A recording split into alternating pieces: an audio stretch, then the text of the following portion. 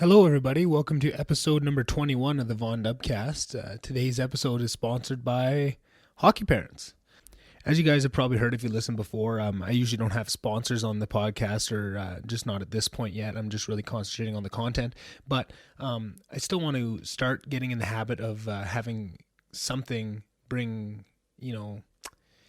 have each episode be brought to you by something, whether it's something that is impactful in my life that allowed me to have the knowledge on some of the topics that we're going to discuss in that podcast. If it's another podcast in a similar vein that has really been meaningful to me, or a business that maybe pertains to it. Maybe it's a past guest that has something big going on.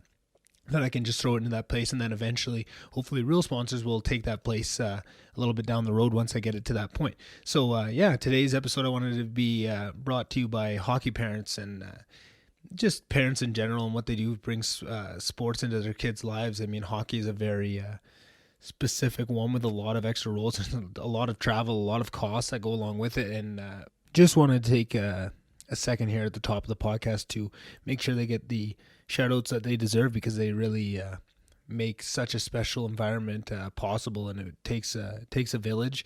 And I know me and TJ talked a lot about the billet system and all the amazing people that step into the roles, even if it's not their own kids, and just shows what a amazing environment that hockey can create all around. So that's just something new that I'm going to try and do on the podcast, and I thought that would be just kind of a cool one to start with. So hope everyone is having a good week, holding everything together with all this COVID stuff still pressing on, and just a lot of craziness in the world. Just like we say on all the podcasts, just try and take self-accountability for everything you can, all the roles, everything you can change. Work on that. Find the small little piece of a big problem that you can make an actual change in the world, and try and do that yourself, and then try and be okay with that. I know it's frustrating to not be able to fix every problem exactly how you want it to, and sometimes it feels like the people with the responsibility to make these changes aren't doing it enough, and you just want to do it all yourself, and you don't even know where to start. But as long as you're trying to do everything you can for your immediate circle and your family and your friends close to you, and being there when they need you, that's all that anybody can expect. So hope everyone's doing well. The Instagram page, I'm starting to add a few more little pieces to it, trying to make it a little bit more worth. I know, like I said, I feel bad asking people to follow me on social media, being the Instagram and the Twitter pages, because I do feel like it's such a negative externality on society. But I think, when done right, it can be a positive tool. So I'm trying to add a few things in there, some past podcasts that mean a lot to me, that have really changed my life. I'm trying to create with those Instagram stories, a little place to go there. And if you're bored and you have a road trip, you can go kind of spin through those. If you're already caught up on this podcast and you want a couple extras for a big long road trip, you can go there and just find a couple that have really been meaningful to me. And I hope to expand that out in more ways. But that's just something that is changing this week, and I wanted to bring some people's attention to it. If you do hear this podcast, like always, I'm always looking for help on this podcast. I've got a lot of things figured out to the point where I know what I'd like to do. I just don't have the time to do them. So if anybody's willing to bring on whatever skill set you have, I would be able to teach you and walk you through exactly what I would want done. And if you wanted to hop on this journey with me and start doing that, I would love anybody's help, and can definitely be a paid position. Like I said, there's no sponsors at this time, but if anybody wants to get on the ground floor and sees kind of where I'm taking this thing, and eventually, understands now where this is going to be eventually, I think that's what I'm looking for in somebody, and would be definitely willing to tell them, teach them everything I know, and try and be the change I'd like to see in the world. And I see all these people that are scared to make a change because they don't know exactly what they're doing. But what I think is more exciting is just finding passion somewhere and chasing it, and the knowledge will be figured out after the fact. You're never going to be an expert in anything unless you start to try. So if this is something that's cool to you, or another piece of this, if you hear this idea and you think it's cool and you'd like to start a podcast and you have a passion in something else, and podcasting could be a match, or maybe you don't know, maybe you think, oh, I kind of enjoy these podcast things and I really have a passion about whatever it is, but I don't know how I'd combine those two things. If you want to reach out to me, I would love to discuss it and see. It's not going to be a fit for everybody, but I would really like to start helping people get on this journey themselves. And I think it was so much harder than it needed to be for me to kind of stumble blindly through figuring the first couple of months of how to do this out. And I feel like if I would have had somebody, that I could send a text or a call to when something goes wrong, it would have been a lot less of a lonely journey. And I think by helping some people along, it would definitely be beneficial to myself to start creating a little bit of a community for it. And then also, I just want to be able to, give back a lot. I think this has done a lot for me, and I'd like to be able to give back in any way that I can. So, yeah, if that interests you as well, any of those things, please reach out to me. I'm really excited about this episode. TJ was awesome. TJ was always kind of a superstar, I guess, when you're kind of in the small little world of Slave Lake, right? He was the best player that a lot of people had seen growing up, and he was the person we could point to put Slave Lake on the map, and was playing some high level hockey. So I was really excited to get him to come on the podcast. But something that I noticed, growing up, every time he'd come back from something, he was always the same guy, very humble, very very polite, and just definitely encapsulated a lot of what I think makes Slave Lake such a special place, and it's the values that it imparts in people. And you could see that never left TJ. And there'd be times and he was also a couple years older than me, so I think there was times where he'd be with all his friends on the Oil Kings, for example. One time I think we're at the water park, and in front of everybody, just stopped the whole party and just called me over and was very nice and very polite, made me look cool in front of my friends of, this guy, they had their whole private section, and he, no worries about embarrassment or who he was. Just he saw somebody that was from his small town and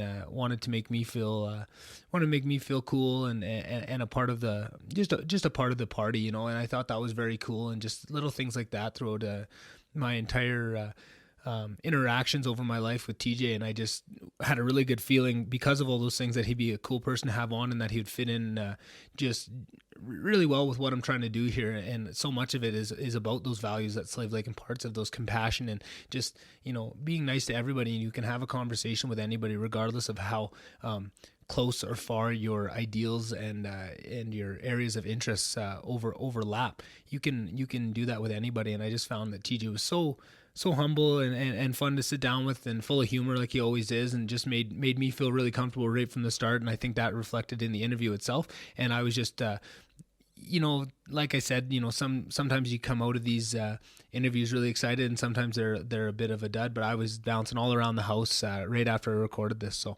I can't wait for you guys to hear it, and I'll see you at the end for a couple more things, and I really hope you enjoy this one. Bye.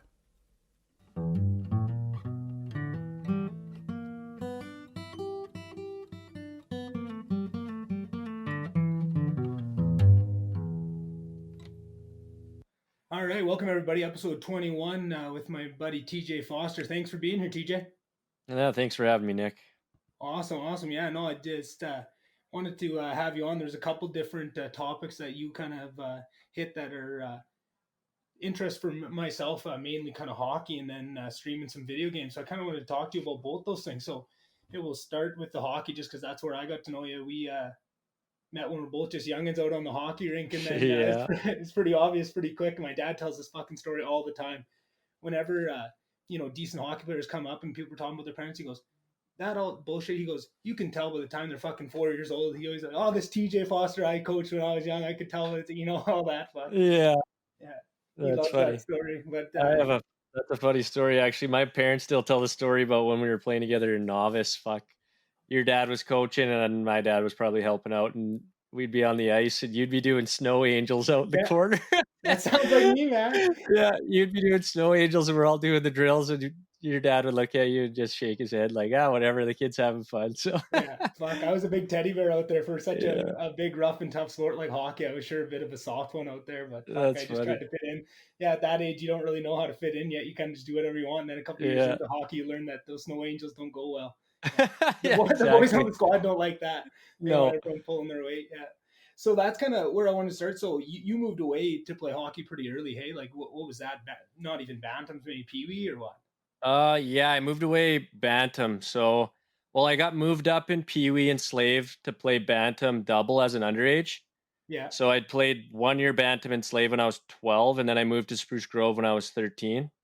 Yeah. To play AAA in the city and all that stuff. And I lived with my aunt and uncle in Spruce Grove, and it was kind of we didn't really know much about the WHL or anything like that. We just kind of, my parents wanted what was best for me, and the best was to move out and get some competition. So I did that, and then throughout that year and the year after, I kind of found out about the WHL draft and Mhm. what could happen there. And I didn't even know a single team when I was a kid. Like I had no clue. Coming from Slave, like I knew the Yeah. Wolves. Yeah, exactly. I knew the Wolves, and Wookie was the Yeah. town guy, and Daryl Garrett. I watched all those guys, and yeah, that was a cool thing. So when I found out Mhm. about that, it was kind of motivating. So after my second year, the Bantam draft happened, and got drafted to Edmonton, which was pretty cool. I still remember where I was. I think I was in grade 9, and I was in, I don't even know which teacher. I was in Roland. I moved back Yeah. home after the season, so I was in Roland, Mhm. and my teacher let me watch the draft on the computer at the back of the room, and Yeah. saw my name get called, and yeah, and the rest was history. Well, history from there. Fuck, that is so cool to be drafted to, well, not your hometown, but close enough. If you're enslaved, Edmonton's kind of your home base if you want to look at something. But even going back a couple years before, how was that process? Do you remember when you first left town? Was that scary? Were you just so excited about hockey and all that at that point you didn't really think about it, or was it kind of a tough point because you're pretty young at that point, right? Yeah, like 13, I was young, and I was really nervous moving to the city, and like Yeah. growing up in Slave, our class sizes are what, 30 kids, maybe some not Yeah. even. Mm-hmm. And I was nervous about all that, and coming to Edmonton, and it was I went to school where the hockey program was, so that was kind of cool too. I get to play hockey daily Mm-hmm. as well as go to school, so that was a change. But yeah, I remember being pretty nervous, and my parents, like, I'm firstborn, so first kid's leaving at 13. That's Yeah, kind I of know that's tough. it's a bit of a shock for everyone. So it Mm-hmm. was tough on them. I don't think they have any regrets, and I don't have any regrets, but putting myself in their shoes, and if I had a kid at that age, like, it would be really tough to let your 13-year-old go live with another family. Yeah. Even though they were family, it was my mom's brother, Mm-hmm. Greg and Shauna, and it was good that it was family. If Mm-hmm. it wasn't, it might have been a little tougher, Yeah. because you don't know how they are. You don't know how they are at home, Mm-hmm. stuff like that. So, but it was good. They'd come in all the time. My mom she loves hockey, I think, more than anyone in the family. So Yeah, I'd say. we had to shut her down from playing a few years ago. She hurt herself pretty good. So, but yeah, my dad would come in, and my one grandpa, my dad's dad, he'd drive in for every game if he had to, and Yeah. he'd take me around the city, and he'd always buy me shit. And Yeah. he was a cool guy. He was always at the games and stuff, which was nice to see a familiar Yeah. face. Yeah, it's nice to be, even when you are moving away, it's nice to be in Edmonton. You're only, 2.5 hours, where you can still have that support system come up when you need it, right? It's Yeah, not to exactly. take anything away from what you did and the scary experience that it is, right? Just moving away is going to be a bit anxiety inducing, but to have that support is awesome. And then it was always fun for us local guys getting to watch you play in Edmonton. Just, oh fuck, I know that guy. I know that guy. Yeah, Roll Rexall, that's a good barn. Oh man, some good times had in that barn for sure. Yeah, Oh man. absolutely. Oh, I remember being at the game when the Oilers clinched in 16 there at Rexall, Yeah, and fuck, that was just the kind of, it was one of my last games in that barn. Just that feeling in there when they clinched for fucking the first time since what, 2006, like a decade. I think it was 11 years yeah, at that point. Holy man, that place was just on fire, man. I've never felt. I don't even think. I think even in the playoffs, it almost didn't feel. It was quite the experience in the playoffs and that too, but just almost didn't seem like I've felt anything like the feeling when they clinched that first series in so long. It's just so special what sports in general, but I think hockey especially can do, right? Just that long suffering, being an Oilers fan for that fucking long, just taking those poundings year after year, and finally to feel that relief. yeah. Oh, it was amazing. Especially in Edmonton, it's such a blue collar, area. So Mhm. many supporters in northern Alberta. Like, Yeah, you go anywhere, and there's going to be Oilers stickers, Oilers flags. People know the Oilers, and yeah, I was at game 5 or 6. I don't know which one against. They played Anaheim in the second round that year, right? yeah, I think so. Yeah, a buddy of mine I played junior with. He was the backup goalie for the Oilers. Got me and another buddy tickets, so we went, and we got to go down in the lounge and stuff, like where the players' wives and friends and family go, and Oh, that'd be cool. it was really cool. We got to watch that game, and I think Cassian was going off, and Yeah, the running guys playoffs. over. Yeah, the playoffs are something else, especially in that Rexall wasn't a big barn for NHL standards. It was, Mhm. I think it held close to 17, 16, 8 or something. Mhm. So, and everyone's screaming, and it just felt like you were on the like right on top of the players, which was cool to watch. Yeah. And even And play in front of, I remember game 7 of the year we won the Dub championship. I think there was 13,500 there when we played Portland in game 7, and holy shit. that's the most that I've played in front of, and that was Quite unbelievable the feeling, I experience. bet. Holy Yeah. shit. That is wild. Oh, I can't even imagine getting in front of that many people to do anything, let alone something that you're pressured up and you have to, compete and make a good showing of yourself. Fuck, that just sounds terrifying to me. But cool to experience it. So, yeah, what other kind of cool experiences you get to maybe outside your playing? Like you said, just being around the game, it gets to show you some pretty cool stuff with travel.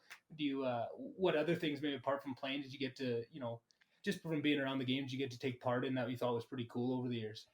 You just meet so many cool people. Like Hmm. I billeted with the Lowe family, Kevin and Oh, Karen cool. Lowe, and they're the nicest people in the world. I have Yeah. nothing but good things to say about them. I get frustrated sometimes when I see, social media warriors come on Hmm. and Oh, just yeah. think they know what it takes and all that, and they're just wholesome people that that are passionate about Yeah. the game and about their family and everything and the community. So just meeting cool people like that, the one day Keegan and I, their son who played with the Oil Hmm. Kings, we came back from a game, and Gord Downey and his band, not the Hip, but he had another band. Yeah. They're playing a show in the living room Holy shit. for Wow. this. Karen was part of the Water Keeper, so it was like a charity event, and Yeah. Gord Downey's playing in the fucking living room, and I was just like, Holy holy shit. shit! There's Kate's walking around, and I think Messier was there, and like you come back from practice, and Wayne Gretzky sitting at the table, like it was stuff Holy like shit. that was just cool. And then we actually were partnered with the Edmonton Police one year, so Yeah. we each got like a mentor that we were like assigned, and Hmm. I was assigned with the captain of the canine unit. Oh, So cool. I went on a ride along the one night, and that was an experience. I guess me and Griffin Reinhardt went, or no, yeah, I think maybe Griff, and he was with another canine guy, and we went with the SWAT team for like a break in, like with the big booms, Yeah. like with the arm, and they had their machine guns out, and that was insane to see how like regimented their routine is, and like Yeah. how serious they take like their Hmm. job day to day. That was really cool. Just traveling too. I mean, Yeah. throughout the Western League, anywhere from Brandon, Manitoba, all the way down to Portland, Oregon, and all through Washington and the Western, provinces. Like you'd be going middle of the night, 18-hour trip from Portland all the way up to back to Edmonton, I guess. But then you'd Hmm. had a few days off, and then you'd head over to Brandon, which is a 14-hour trip, and Yeah. you go from being in +8 weather, +10 to -35 in Regina or Brandon, and it's just cold as hell and Hmm. windy, and you got to unload that bus at 3 in the morning. And, like that was the best part about playing, was just like the road trips and hanging Yeah. out with the guys, and I don't know, going out for food, and I Hmm. don't know, just messing around. That was the best part. Yeah, and it's funny. Everyone you hear that you talk to that played any type of hockey, but especially high level hockey, that's all they come back with is it's the times that you spend with the boys is the funnest part of it, right? The glory and all that, and the flash that comes with it is nothing compared to that. And I think that was it's too bad I didn't have this episode released by the time you came on, but I recorded one that's gonna release on Friday with Alex McKendry. He is a local guy from GP, played a couple games in the show, and kind of Okay. shut her down at 20 26 years old, and kind of went into a regular job, figured it wasn't for him, but just the stories that he came out with. And we were discussing just the issues that lots of these players have leaving the game because there's so much. It's like you never want to compare anything to war, to guys that fight for their country, but you see so many parallels with them leaving. It's just such high level competition and camaraderie that you just can't match it anywhere else, and it's Yeah. so hard for guys, especially when they're not actively preparing for that and not understanding what kind of mental hit that's going to give them in a couple years. Right now, we're just kind of spitballing ideas for how can you start to prepare guys for that earlier on. And kind of what he was saying is just so many guys get stuck in that denial of, I'm not even thinking about retirement. I don't think, but it can, that decision can be made for you in a real hurry, especially in a game Exactly. as high flying as Exactly. hockey, that you almost have to have people start thinking about that, even in the minors of just eventually one day this is going to end. It could be tomorrow, it could be 20 some years from now, but you have to start thinking about it and just, what ways can we help people too? Because it's the double side of that double edged sword is what I'm trying to say, because you get those super highs of the times on the bus and the stories and the laughs that you have, but that's all on the other side is what you lose all that too, right? And it's just Yeah, so tough exactly. to watch guys go through it in silence. And I think that's what was so powerful. We were talking about spitting chicklets and having lots of these guys being able to come out and discuss that and make it so it's not such a taboo subject, and guys can kind of start at least preparing for it, and it's okay to talk about that sort of thing, right? Yeah, exactly. And I think a lot of it is, kids nowadays are pushed so hard to try Mm-hmm. and make it, they're Yeah, young kids and they're working out and they're going out hockey all day and every day, and hockey camp all the time, right? they don't learn like basic things of life, like how to like what they enjoy, or like I'm going through the transition right now, like what am I going to do and whatever. But I was fortunate enough where my dad and my family and my parents, they taught me, that I need to learn other things, that are applicable to life. Mm-hmm. And it's not just about hockey. I played with guys that it's a funny story. One of my best friends in junior. We get back from a road trip, -40 in Edmonton for like a week straight, whatever. We parked our vehicles outside. His truck was dead. So I was like, okay, I got jumper cables. I'll jump you, just pop your hood. He didn't know how to pop his hood. Holy shit, eh? He's 18 years old, Yeah, and just it just that's just like an example, yeah, but that's a like you microcosm just of the bigger issue.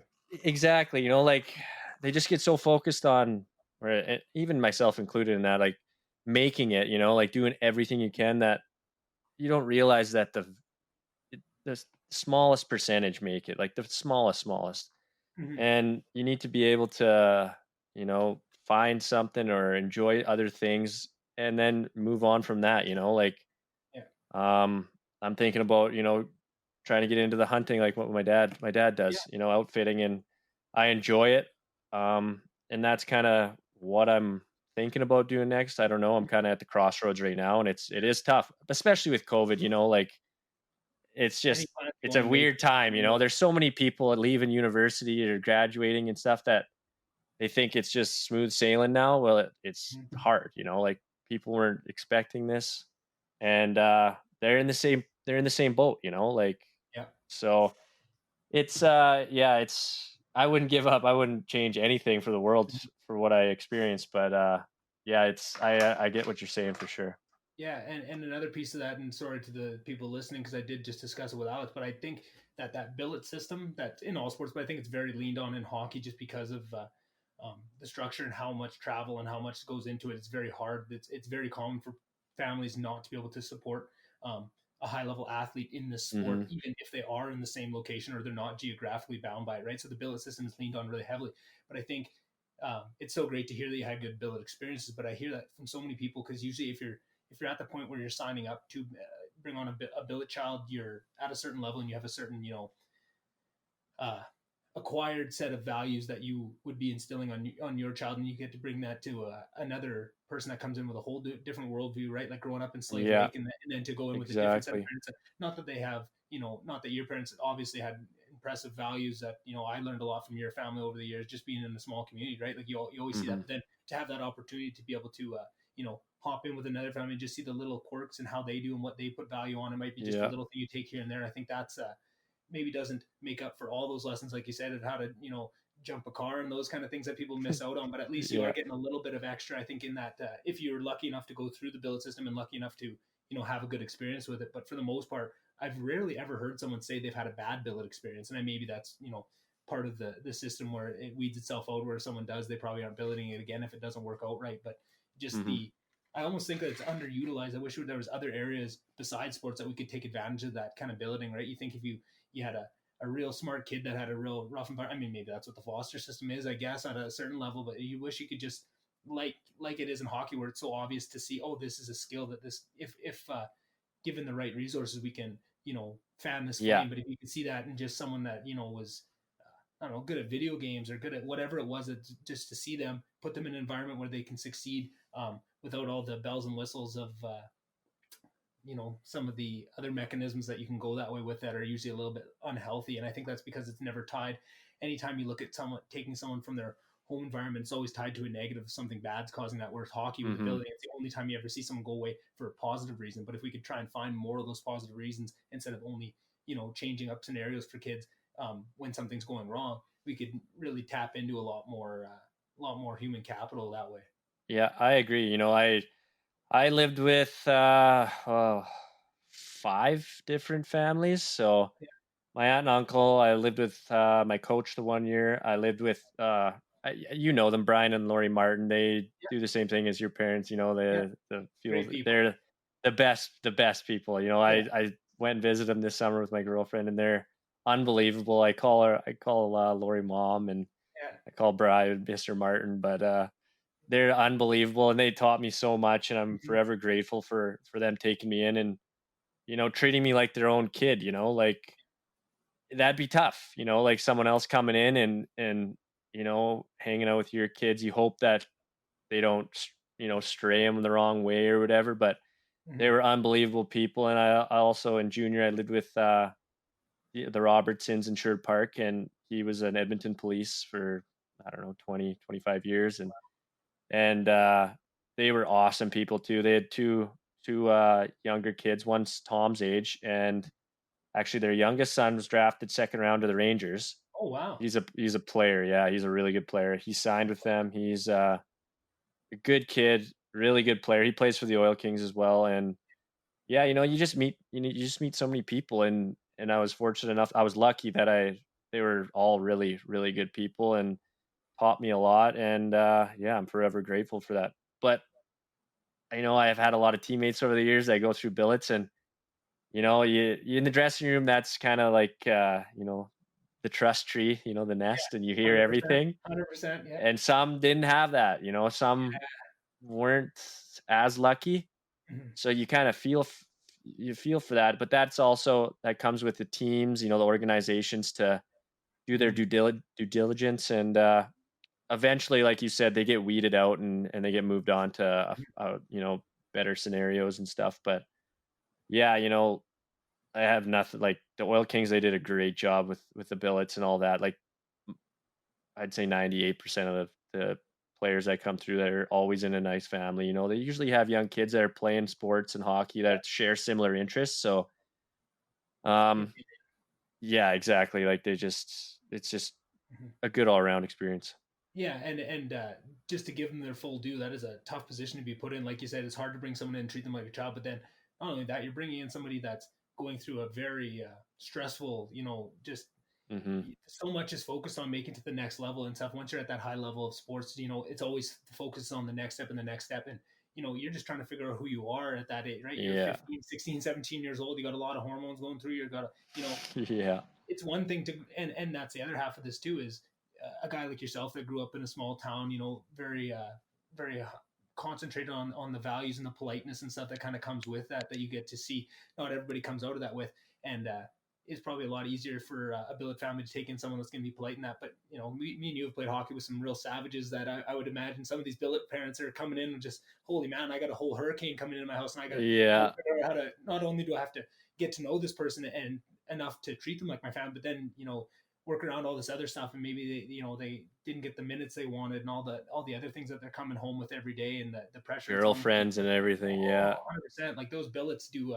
the Lord's work in a real way, and I think it's they need their shout out a lot of the time too, and I hope that they do get that, and I think they get a lot out of it too, right? You see, the kind of those relationships that are that close don't go one way, right? If you're getting that Yeah. kind of thing, I'm sure the parents are too of those situations, and they wouldn't change it for the world. But it's just so nice to see something like that, and I just wish we could come up with more ideas to really spread that idea, because it's so cool to see it work. It's so cool to see it work well.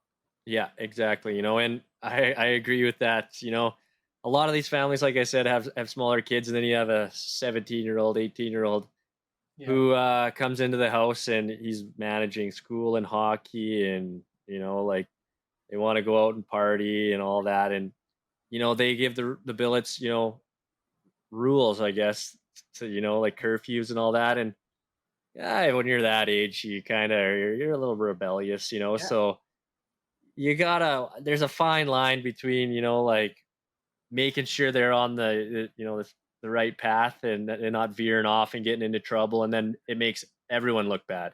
The Yeah. player, the billets, the organization. But it's also it'd be really hard for those billets to sit down with that kid who just comes in or been there for a few months and kind of lay down the law, Yeah. because you don't know how that the kid's gonna take it, like it'd be hard for them, and that's I think that yeah, like that'd be the hard part of it for sure.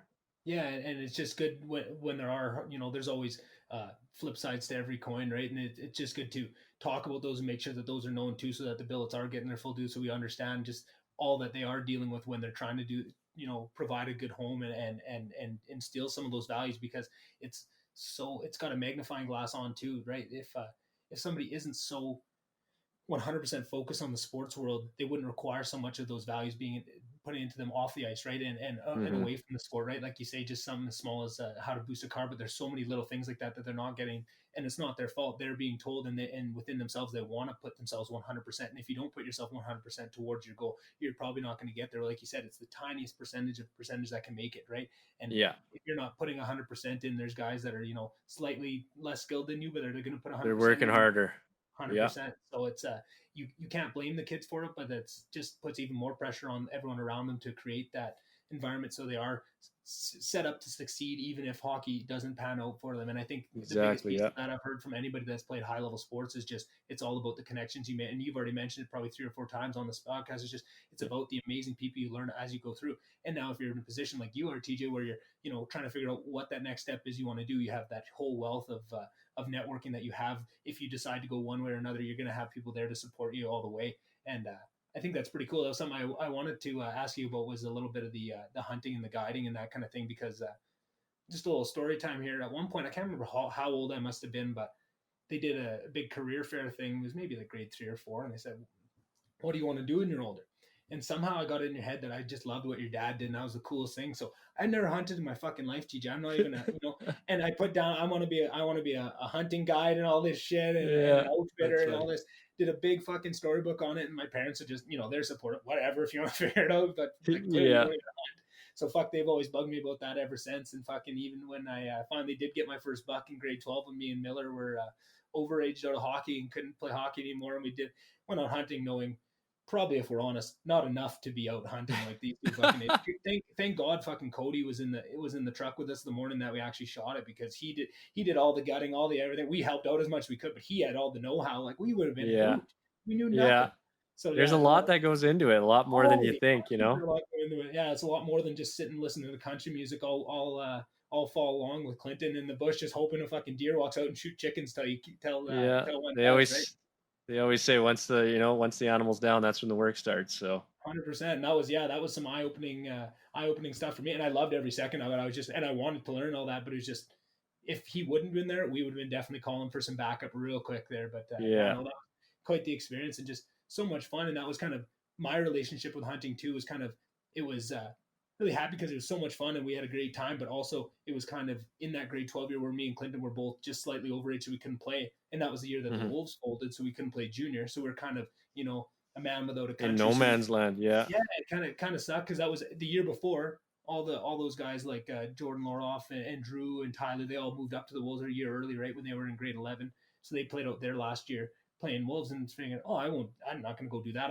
I'll go play Wolves next year when I can't play minor hockey. And then for that to be pulled out of yeah. the rug from underneath you, you don't realize how much we kind of alluded to it, of these really high level hockey players, that it's hard for them to find identity when they move away from the game. But even for someone like myself, where I was doing snow angels out there. I was never very talented, right? Like that was I enjoyed the game. I love the game, but I'm fucking too They were much of a. nice snow angels, though. They were perfect. They were just nice in uniform. Fuck. But even for me, it was kind of you definitely have to do some soul searching, even on whatever level it is, right? Like sports can fill whatever kind of void. It might be a huge void within or something, but they're definitely in there. And when you have that pulled away from you, you have to do a bit of searching. So that was kind of where hunting kind of filled that for me at that point. It was, and also maybe realizing my grade 4 goal of being an outfitter, and seeing that might not be too realistic going in. But yeah, so hunting, I mean, it was always a big part of your life. You did that from the time you were little kids. I've seen pictures of you going out with your dad when you're just a small little gaffer there, and I'd see you Yeah, doing it in the summers. You'd come back and help guide in the summers. Um, Just kind of curious, did lots of your teammates and stuff know about that? Was that kind of something that you could, talk to people a lot about, or was that something you kind of just kept to yourself because not a lot of people were familiar with it within the hockey world? No, with social media and stuff, like you post pictures or whatever and talk about it, so people would always be curious. And a lot of people they don't really know a lot about it, so they'd be Mhm. asking questions and stuff. And honestly, until the last few years, I didn't know a ton because I moved away so young. Like I Yeah, hunted, with my dad when I was a little kid, but I was away a lot. And yeah, like it's just cool to be able to do now, have some experience in it. Tom was mhm. the first, he did it before I did, so he was kind of like the boss for a bit, and then Yeah, I took over from the little guy. But yeah, yeah, it's always been a part of my life, and it's a lot of fun. And it's cool that my dad was able to make a career out of it. yeah, He kind of took a leap of faith. He was working, oil field like everyone did in Slave Lake back then. He was pipe fitting and welding and all that, and he just said, "Screw it, this is what he liked to do." He was good at it, and he went for it and did well. So, yeah, like I've been helping him out bear guiding, and I was hoping to do moose and deer this year, but COVID, the borders closed, so yeah. kind of put a stop to that. But we're gonna go out and ourselves and go, go hunting, and hopefully I'll learn some stuff. He, Yeah, exactly. Get ready for next year, and next season you'll be just ready to rip yeah, rearing to go. exactly, yeah, Oh, exactly, that's awesome. That's awesome. Yeah, that's something I didn't think of with social media. Yeah, kind of those things that usually people would never know about you unless you talk about. It kind of opens that door to people for coming and sure, asking yeah, you. And that's something with this podcast that I'm trying to do is have people on that I can have these kind of conversations that like posting on social media, just sending out to the world that this is something I enjoy. And, if you want to come interact with me about that, right, that's something you can do. And hockey was one of those areas, right? And I have a whole list on my spreadsheet that I do with this podcast of all these different topics I want to get people on because then, once someone here, oh, I didn't even know you liked hockey, oh, I didn't even know you liked hunting, like that's yeah. cool. Now you open it up, and I think that's cool to hear that with social media too. And I think you really hit a big point of the lack of If you knowledge can around deal with the trolls, though, there's so many 100%. people. 100%. Oh, social media is It's the a, it's a toxic place, so you just got to weed that out. There's a lot of genuine, people out there that are curious and that are just interested in what you have to say or post. And you just have to kind of have an open mind on what's out there. But there is a lot of people. I'm not big on like the social media, like I have it, but I just mhm. see so much on there that it just makes you shake your head that people can say that to other people. And like it is good for networking and all that, but it's also a bad spot for confidence, self-esteem, stuff like that. You can really get drugged through the mud. But if you use it as a tool and use it for positivity, then it's huge. Yeah, and I think that's kind of what I think is going to have to start being taught in school is just a little bit about educating yourself about the internet and how you go about it too. Because something very early that I realized was just as soon as it's behind a keyboard, that means nothing to me, right? Like Yeah, it was always brought up on such values from a small town that I was, I've always put it to a small town, but it could just be my parents that were very, strict with that kind of thing that went yeah. into me. But with social media, you just see people like, holy man, if I talk like that to anybody, I get No smashed, right? So respect. Yeah, no respect, exactly, and you see that go away on social media. So as soon as I see anybody post anything, rude or not, if you're not saying it in person, or especially if you don't have like your actual, especially those people that have like fake accounts and have a lot of anonymous names and stuff. Yeah, like that's the that means worst. nothing to me. I wish there was a setting where you had to verify your account, Verify. yeah, Yeah, not verification the way that you see it now with the check marks and stuff, but just verify that this is a real person. There's something tying you, that there's some sort of consequence to this, right? And then if exactly. you, Yeah, there should be an option where you just turn that off, and anybody that's not at least willing to take that very first basic step of human decency to comport themselves around, they need anonymity to do whatever they're doing. I don't need you on my social media. I wish there was an option to shut that off very completely. yeah, I that's wish a there good was an option. idea. You should I start wish there that was a, up. hey, there you go. That's what this is coming up with good ideas, Yeah, right? Some sort of I mean, if it was up to me and I had the magic wand, I'd make a whole bunch of changes to it, but that'd be the first one to start of just add for accountability to sure. it, right? Like I just have no time for anybody's words if you're not willing to stand behind them, right? Whether it's on a Hmm. computer or off a computer. I mean, there's another layer to it that if it is something that you're willing to say, you should be willing to say it in person, and you shouldn't have to say it on there. But right, there's times where you say it on there and you'd be willing to say it in person. That's probably the biggest thing that you'd have if that person came up to you in real life. Would you be willing to say that? And that's, I mean, especially when you're doing something like high level athletics, where Well, and everyone knows everything, and And Yeah. everyone's a People. coach and a GM, and it's easy, when you're playing video games in GM mode, or something like that. And everything's so politicized now that it's just hard because it's so like it's so split, and you have people have to tiptoe around, like the people that have respect, or that they don't want to get shit on, essentially, Yeah. by the 100%. trolls. You tiptoe around, and then there's some that just don't give a shit, and they'll just say it and stick by it, which I respect those people that just stand by their values, and that's how it is. But I just, like you said, dealing with, like, in sports, for example, like the amount of people that'll just call you down and everything under the sun. And you don't think that those people, or those players and athletes, know when they're struggling or know when they're in a slump. Yeah. They do. They're harder on themselves than anyone. And these fans sit there and just shit on them. And it's hard for me because I've been on the other side. I'm not going to go. The others had like, it's been a tough run, but I've been on some bad teams. I've been on some good teams. It's not an easy fix, is what I'm Yeah. kind of trying to say. And they're professional athletes. It's their job. I understand that. You hear that all the time. It's their job, but they're still people, and they still have, they still care. Yeah. Like, I think that just gets forgotten. It's And, just like, like if people went into someone's job and they were, slacking. Well, now you have thousands of people, hundreds of people coming at you saying, "What the hell are you doing? yeah. You suck. You suck. Yeah. You suck." Well, Oh, eventually that it's just mentally draining on you, and then you try too hard. yeah. Like, so it's. But yeah, that's just social media in a nutshell. Pretty much. And to hear it talked about from the experiential side of the people that are actually going through that, right? Everybody knows 100 different people that they have on their timelines that are about that, that Rick from Red Deer that's going to be, bitching about everything that's going on, right? And all that Yeah. shit, right?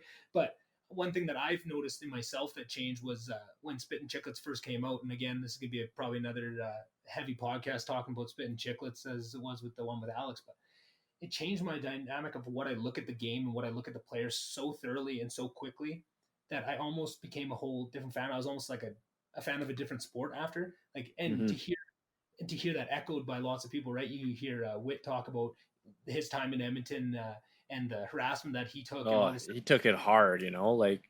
right? And Edmonton always has their whipping boy, whoever it is over the years. We always have one, right? In Edmonton, that's just classic Oilers fan. I try not to do that Well, myself. Stay away from they it. think they're knowledgeable, which they are. Yeah, I'll give them credit. It's not like they're down in Florida where the fans don't even know they're playing, but it's like it's a there's a different level. fine line of, like, you're critiquing the professional here, and if the shoe was on the other foot, like, that guy's critiquing you at your job. Well, how are you going to feel? You're going to be gripping that mouse a little tight. You're going to be hitting that keyboard a little harder, Yeah, yeah, just like on the ice. It's and that's just, I guess it's just how it works, I guess. But it's just hard to see. And a lot of times, it's always about the contract. Like, oh, he's making too much money for what he's worth. Well, someone puts that contract in front of you. Are you signing it? Yeah, absolutely. Like, it's not their fault. yeah, You and, know. and that's the way I look at it too. It's just in terms of what a player's doing, right? You should be mad at the organization for the deal they signed, right? Up to the player. There's no way, unless you're Sidney Crosby and you're taking deals like that and you're just the God's Yeah. gift to the earth of doing everything you can. But Exactly. for the most part, you're not that. Not everybody can be Sidney Crosby. That is that much perfection at all times. These guys are just doing the best they can, and like you say, they're going to take whatever's put in front of them.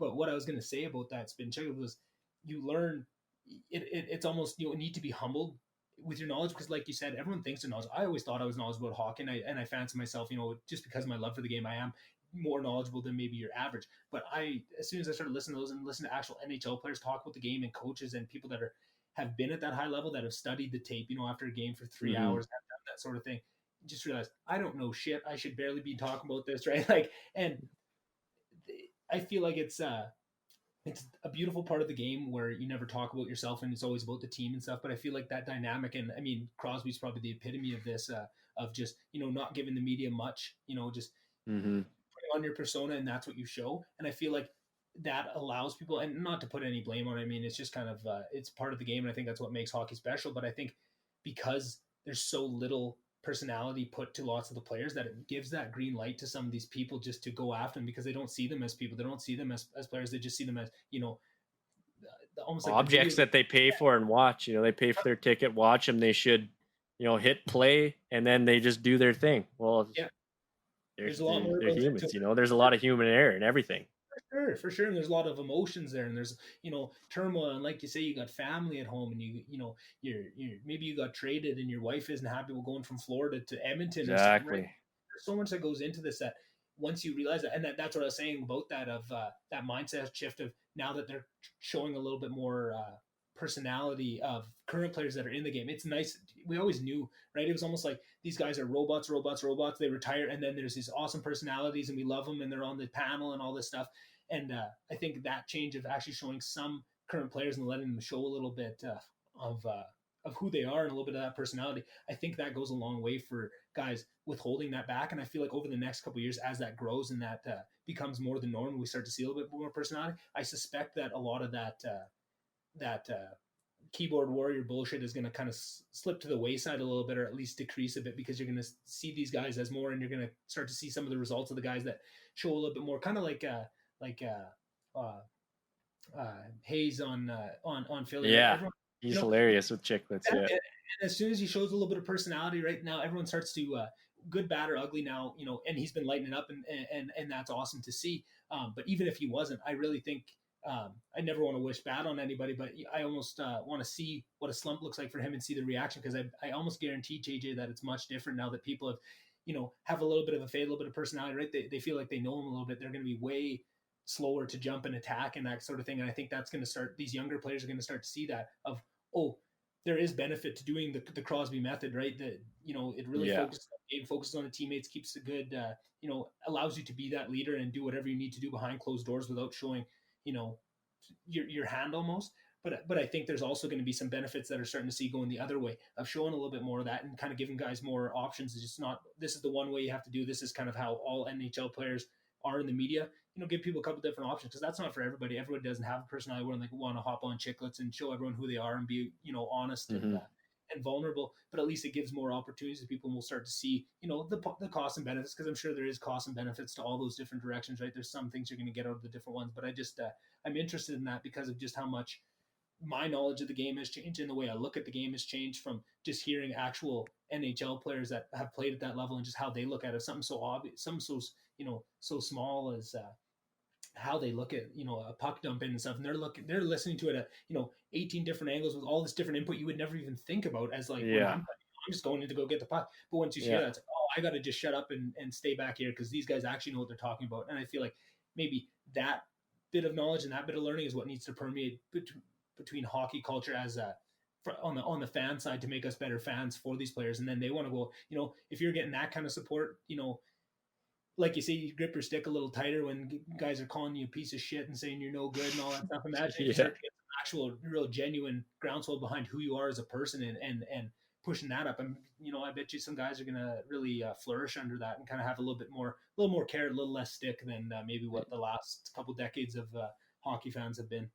I think that comes with social media as well. I think we had a transition of, back in the day there wasn't, there's the old cameras and the newspaper and stuff, but those guys could go out on the town, have party. There's no camera phones, there's no Twitter, there's no, they're here, taking pictures of them, having a good time, being a normal person. And then I think, as that developed, it got harder and they were really under the limelight, and, people didn't want to see that. They just want to see them as soon as they leave the rink, go home, eat right, sleep, everything.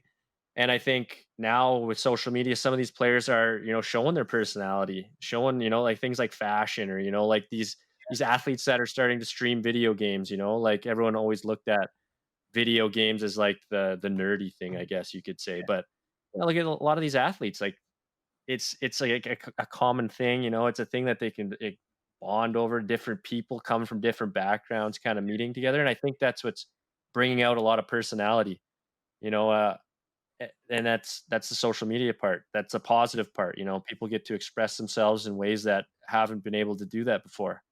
Yeah. And I think you're exactly right with that, TJ, because it almost mirrors exactly what you would think it would mirror when you think about it back in the day when there was no cameras and you could go and party and do blow all night long and nobody would really be any the wiser if you wanted to.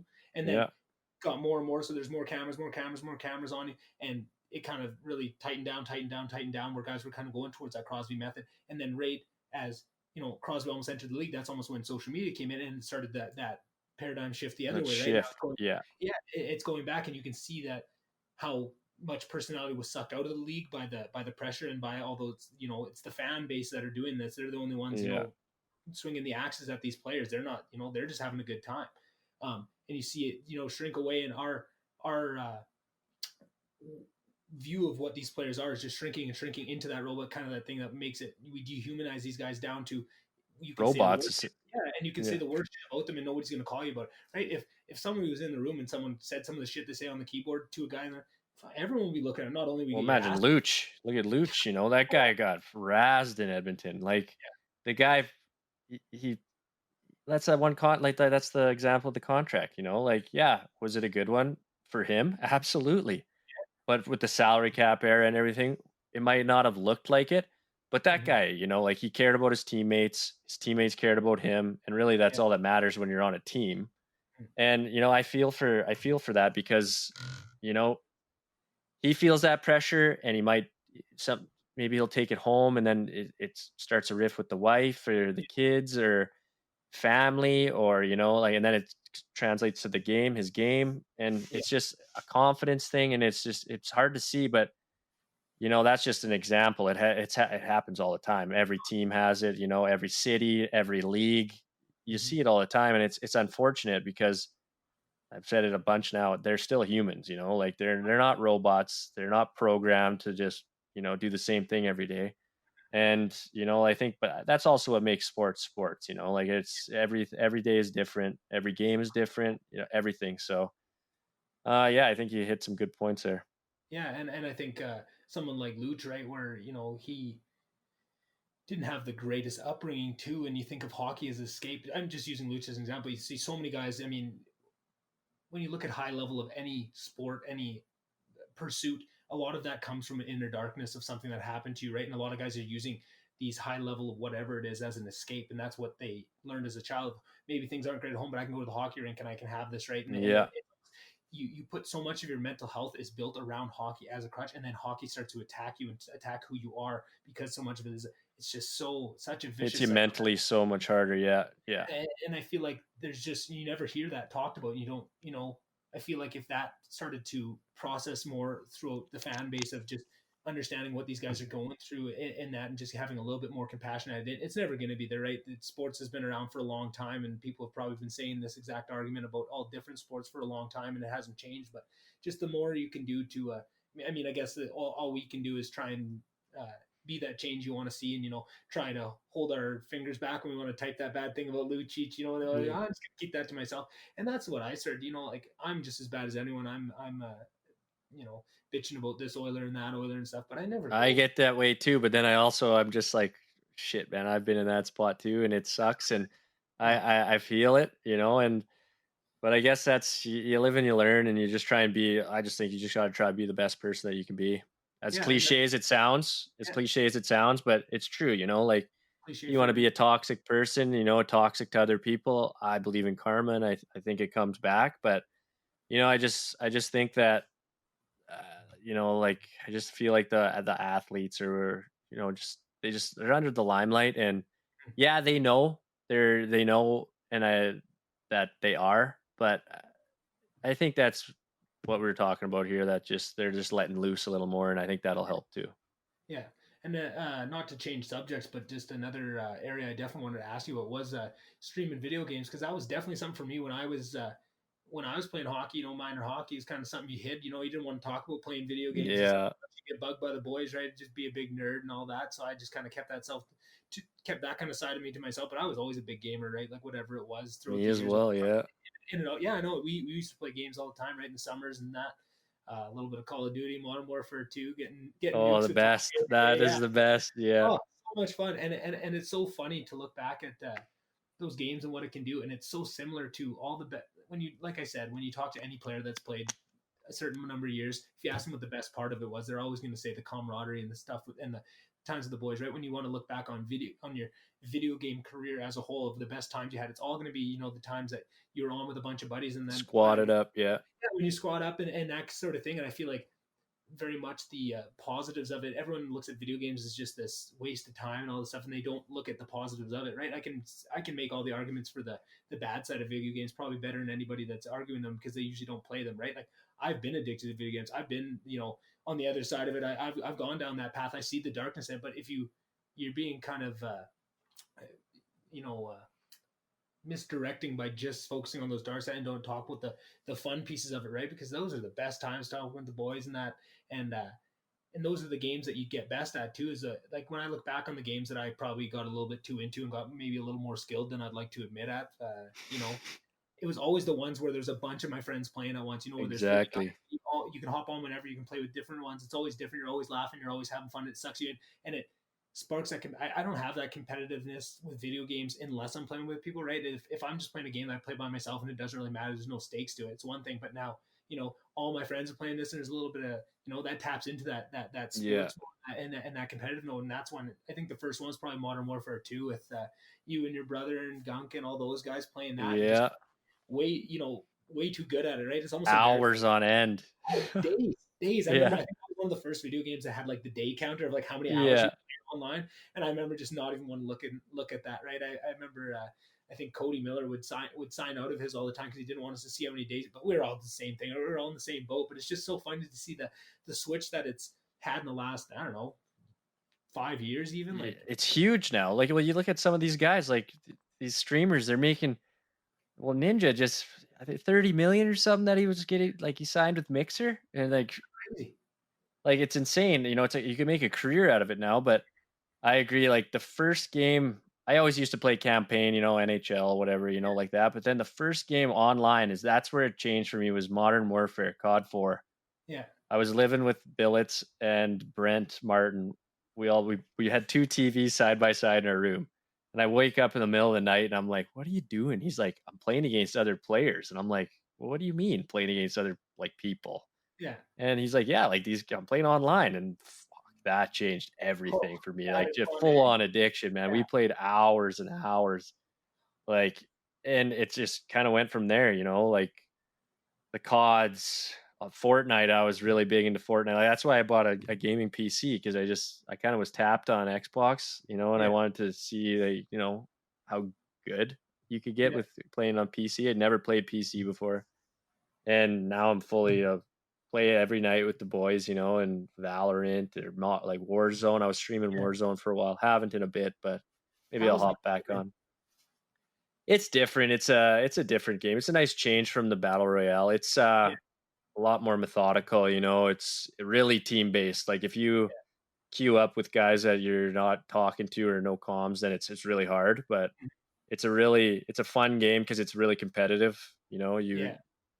It's not like Warzone where you just hit next. Like, it's It was some games designed are with competitiveness in mind too, which exactly yeah. Like, so and it's like playing hockey over in Europe and in the States, you have a lot of downtime. So that was kind of like, the release thing to do, instead of going out and getting into trouble drinking all the time or whatever.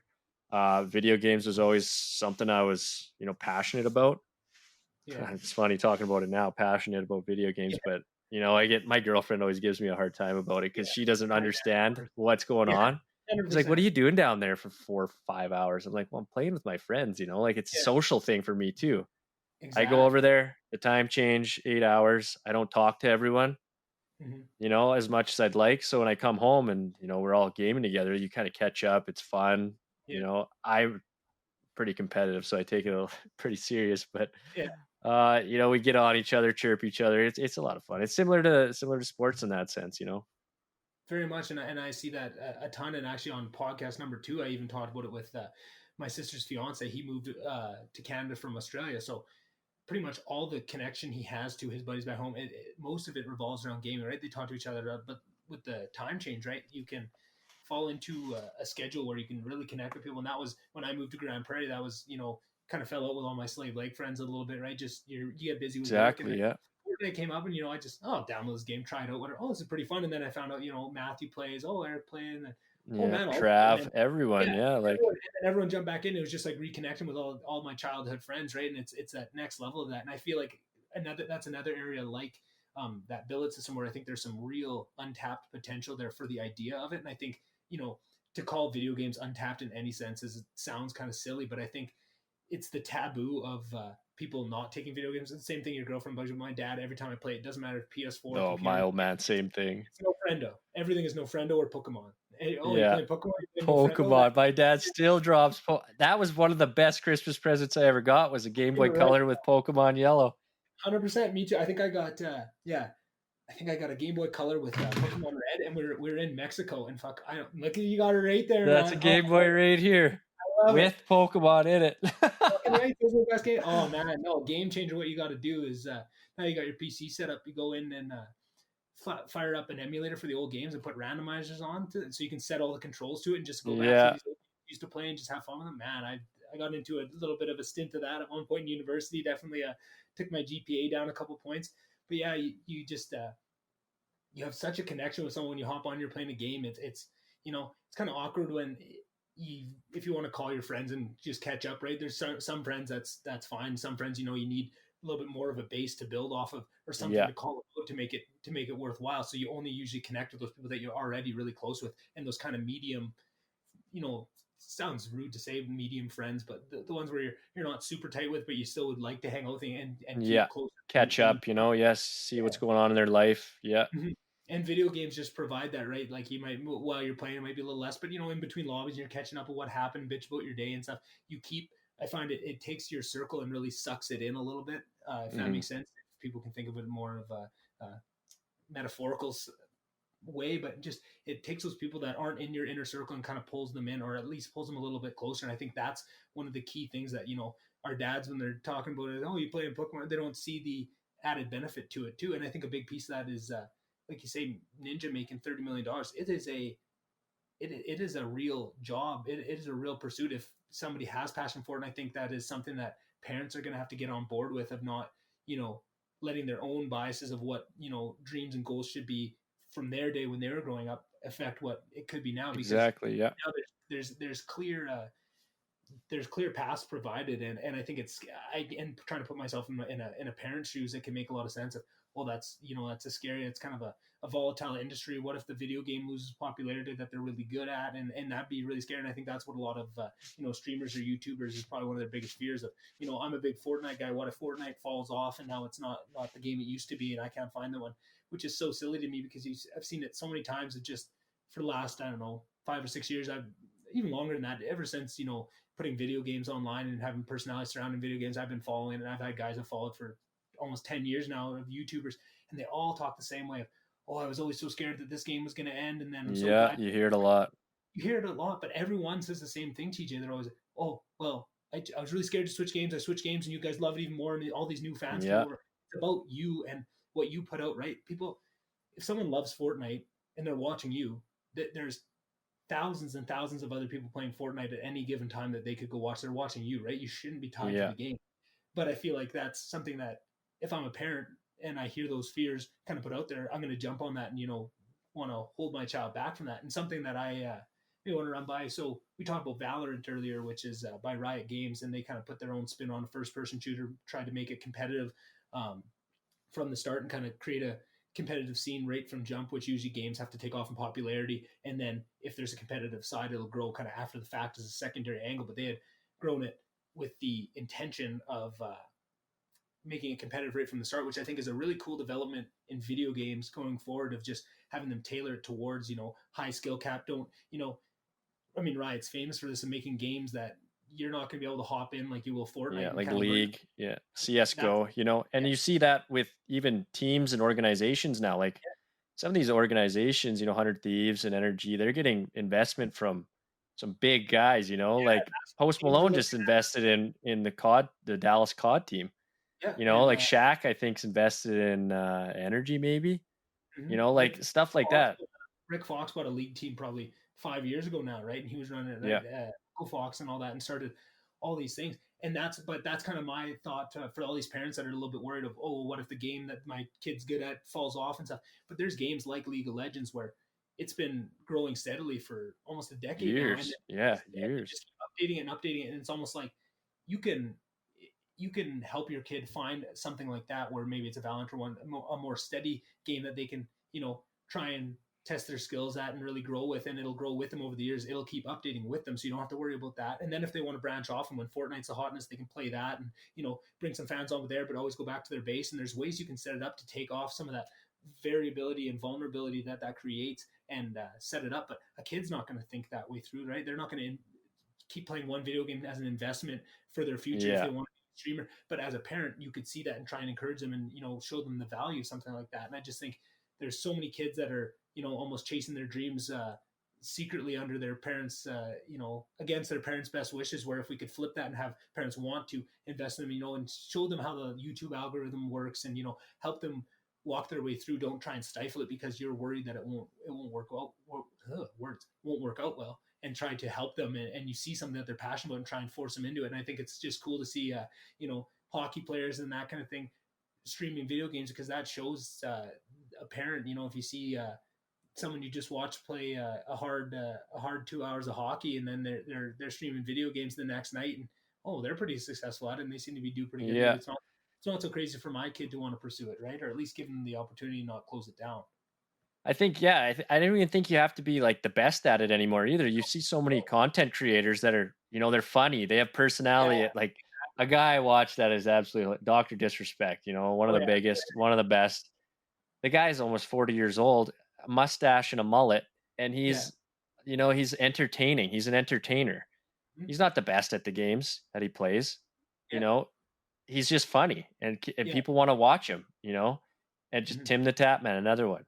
Like people like prey on his downfall, and he like feeds into that, and it makes him bigger, and Yeah. he's hilarious, like, and I think that's, another thing, like the kids that maybe aren't the best, they still could make a career out of it if they, personality, they work at it, they're passionate. I think that's the biggest one, Yeah. and you don't have to be the best at this, whereas in sports, you have to be the best. You have to be Yeah. naturally talented.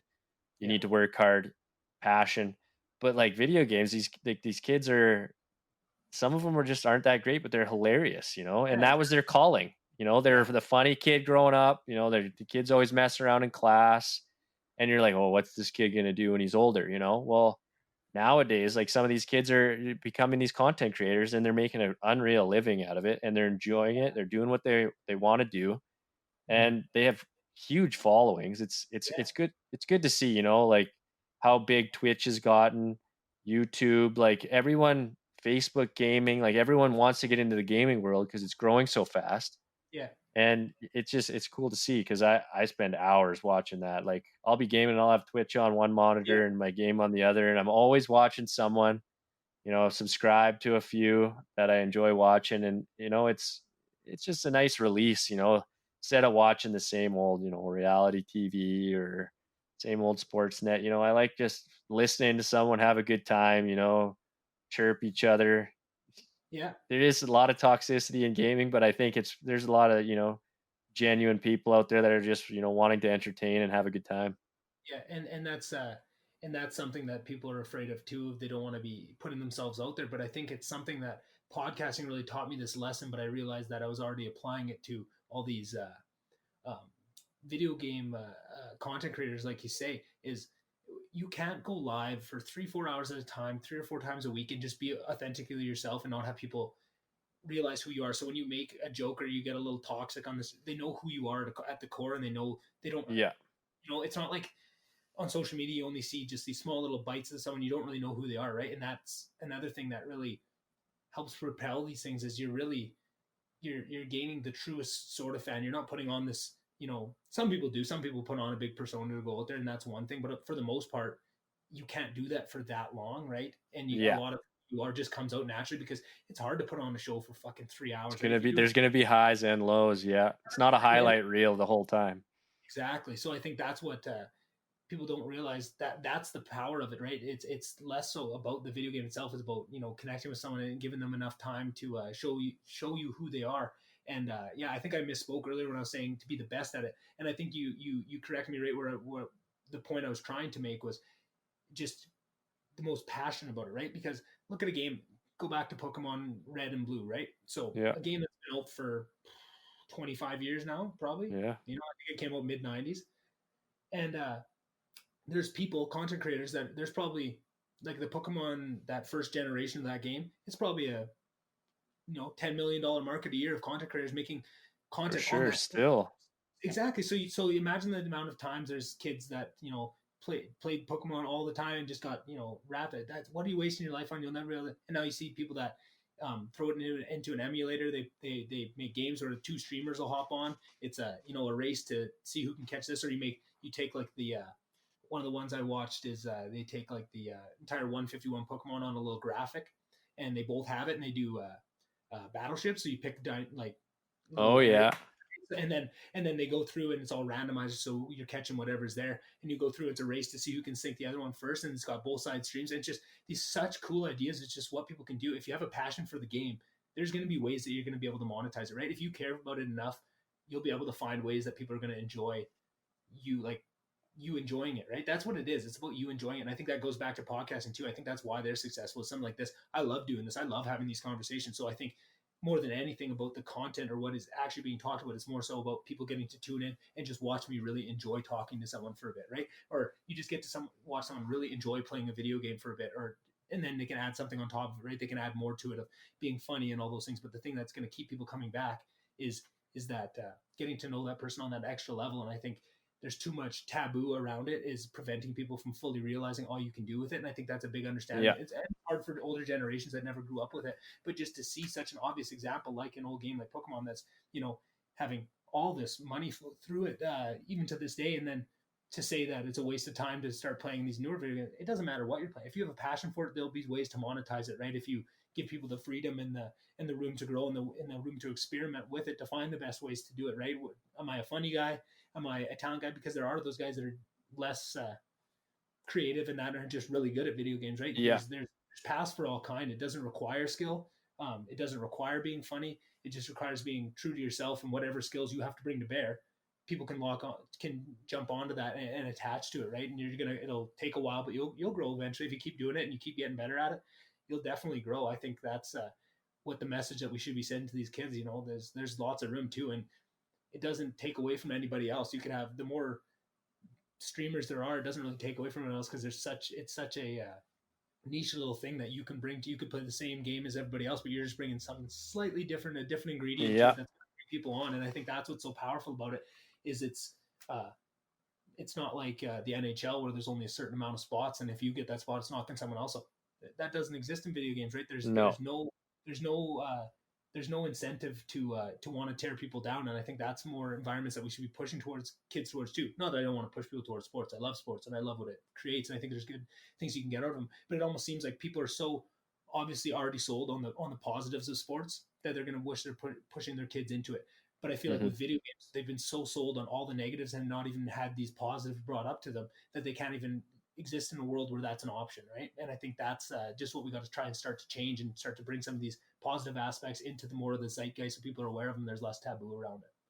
Yeah, and I think that you see that shift right now too, like there's actually, I remember when I was, I don't know, 13, 14, 15 years old, I remember this on Sundays on the Score, there'd be like Halo tournaments and shit, like back in the day, like I'd be like, what the fuck? There's gaming on TV? Like, and it just seemed so strange. But now there's like, well, the Fortnite World Cup was 6 million or something, or no, 10 million or something. Like the winner got 3 million split duos and solos. Like 16-year-old kid won $3 million playing a fucking video game for a day. No shit, eh? Like, yeah, he's the best and he grinded and did everything that he had to, but that's, it's life changing, and that's, you see that shift now where more people are being drawn to it. I think more people are being open-minded, there's, well, like you said, back in the day, they had Atari, and Sega, which it was limited, but now with technology, people can watch, people can stream it. It's more enjoyable to watch graphically, like, it's so realistic, and I think that's what's drawing them in. I think that's it's immersive. You feel like you're there. and Mhm. especially with like VR becoming like bigger, like it's on the way.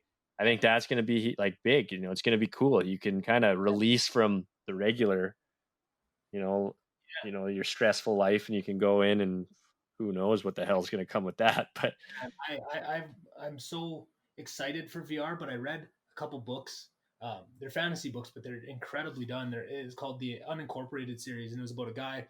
He's a little bit in the future, and he makes a bunch of money, but he gets sick, and they don't have the technology, so he creates this whole. It's a sci-fi book, whatever. Freezes himself. He comes out in the future. They find him, and the entire world has changed, and it's this whole different dynamic. Very interesting. Austin Like Powers. yeah, exactly. Kind of lost power vibes, but the entire world had kind of gone through a collapse and a rebuild, and it was almost like capitalism was part of the culture. Like you could invest in people, and like you were born with you could almost like invest your freedom and sell parts of yourself. It's a very interesting book, and the whole dynamic. Maybe I'll link to it after. But the piece I'm trying to get to is the collapse that collapses society in this book is VR, and they explain it very well. And it's kind of a daunting thing. It's just this. And I don't want to spoil the book to too many degrees, but there's this chapter where they take everyone back. Everyone has to go back through this. They call it like the VR museum, where VR is super banned and super taboo in this new world that they go to. But they never really explain why, because they say every kid at 9 years old or whatever goes through this VR history, and they go through the collapse and what it brought on with this VR. And so he's whatever, however many old, but he's there. But they said, if you want to be a part of the society, you have to go through this process. And it's like a couple chapters long that goes through all these things of just VR getting so good that people don't want to come out of it, and just Yep. all the very obvious seeming. Like once I read that, I was like, oh, that's exactly what's going to happen, right? Like this is too on the money. It almost scared me a bit. And now I haven't been able to fully give myself over to the VR because I'm actually a little worried about it. Just with that thought of, and I know we're far away from that, and that's going to be a big jump. But technology changes quickly, and then you don't even know it, and you're Have you sitting there. seen the movie Ready Player One? No, but I know the prospect because it was a book. It's really similar to that. Like Yeah, it collapsed because VR just took over and people just couldn't release from that. And it's exactly. actually a really good. I think Spielberg might have Yeah, directed it, a yeah. big So time, or mhm. produced it. Um, and it's really good. You should watch it if that kind of interests you, because Oh, yeah. it's a movie where they hide the Easter egg within, like, the creator of this thing hides an Easter egg, and then these people go into VR to try and find it, and they can Mhm. kind of be whoever they want to be, and but that also caused people. It's like an addiction, it's like drugs. It just consumes them, and then like they don't go to work and everything shuts down. But this Easter egg is it's actually a really good movie, but I keep thinking like people might think, oh, it's nerdy, like but it's actually really cool, and it's you just never know what could happen with technology and stuff. But I enjoyed that movie. I watched it on the plane over to Europe one year, and I was like, holy shit, this is actually a good one. I never heard of it, and I was Yeah. kind of surprised on how good it was. Yeah, no, definitely I'll have to check it out. I was gonna watch it, but then a bunch of people said I'm a big book guy, so everyone's like, "Oh, you got to read the book. Book's way better than the movie." So I'm always like, "Oh, now I got to read the book before I watch the movie because I don't want to wreck it if it is." Yeah. So now I'm stuck in that loop. But if I turn my camera, you'll see the pile of books I got locked up. I just haven't had time to get to them. There's Yeah, no, yeah, it's a really good. I'm sure it's a good read, but it's a really good movie too. Yeah. So then, kind of hearing you say flying over to Europe, watching movies. So how was that opportunity to go play some hockey in Europe? How was that? It's awesome. You get to travel the world. I played 2 years in the States. 1 year was in Orlando. 1 year was in Norfolk, Mhm. Virginia. So that was Orlando was unreal. Disney World, nice Yeah. weather. It was fun. Norfolk was cool. Then I went to Norway for a year. Played for a year there, just outside of Oslo, which Norway is so nice. It reminded me of Canada, just the way it's there's snow. Christmas in Florida is way different than Yeah. what I'm used to. So that was a change. But Norway is very similar to Canada. The people are really nice. They're polite, similar to here. Everyone has time to talk to you. They don't just brush you off. Yeah. Um, it was awesome. The travel for that league is the furthest bus ride was 2.5 hours, which was Oh, nothing. wow. So it was great. Um, really good experience. Everyone spoke English, Mhm. well.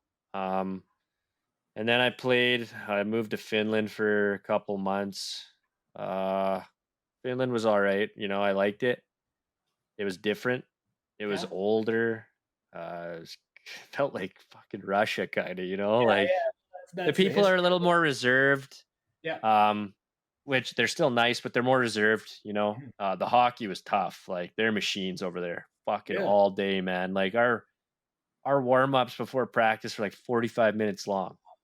Oh, that's And amazing. like then we'd practice for 2 hours, workout, and then the guys would get on the bike after and fucking ride the bike for an hour. And I'm like, fuck guys, like I'm going home. You guys are fucking animals. That for 2 months. It didn't work out. And then I went to the UK. UK was nice. I was in Guildford, which was about a half hour south of London. So you could Okay. just burn into London whenever you wanted, if you wanted. But the driving on the other side of the road was weird. You know, I'd say. yeah, We it did that. was It's a strange. fun show. Like we had manual cars, so you're shifting with your left, which is strange too. Like, but yeah, it's that league was good. It's getting better. It's more similar to North American style, where it's grittier, bigger guys.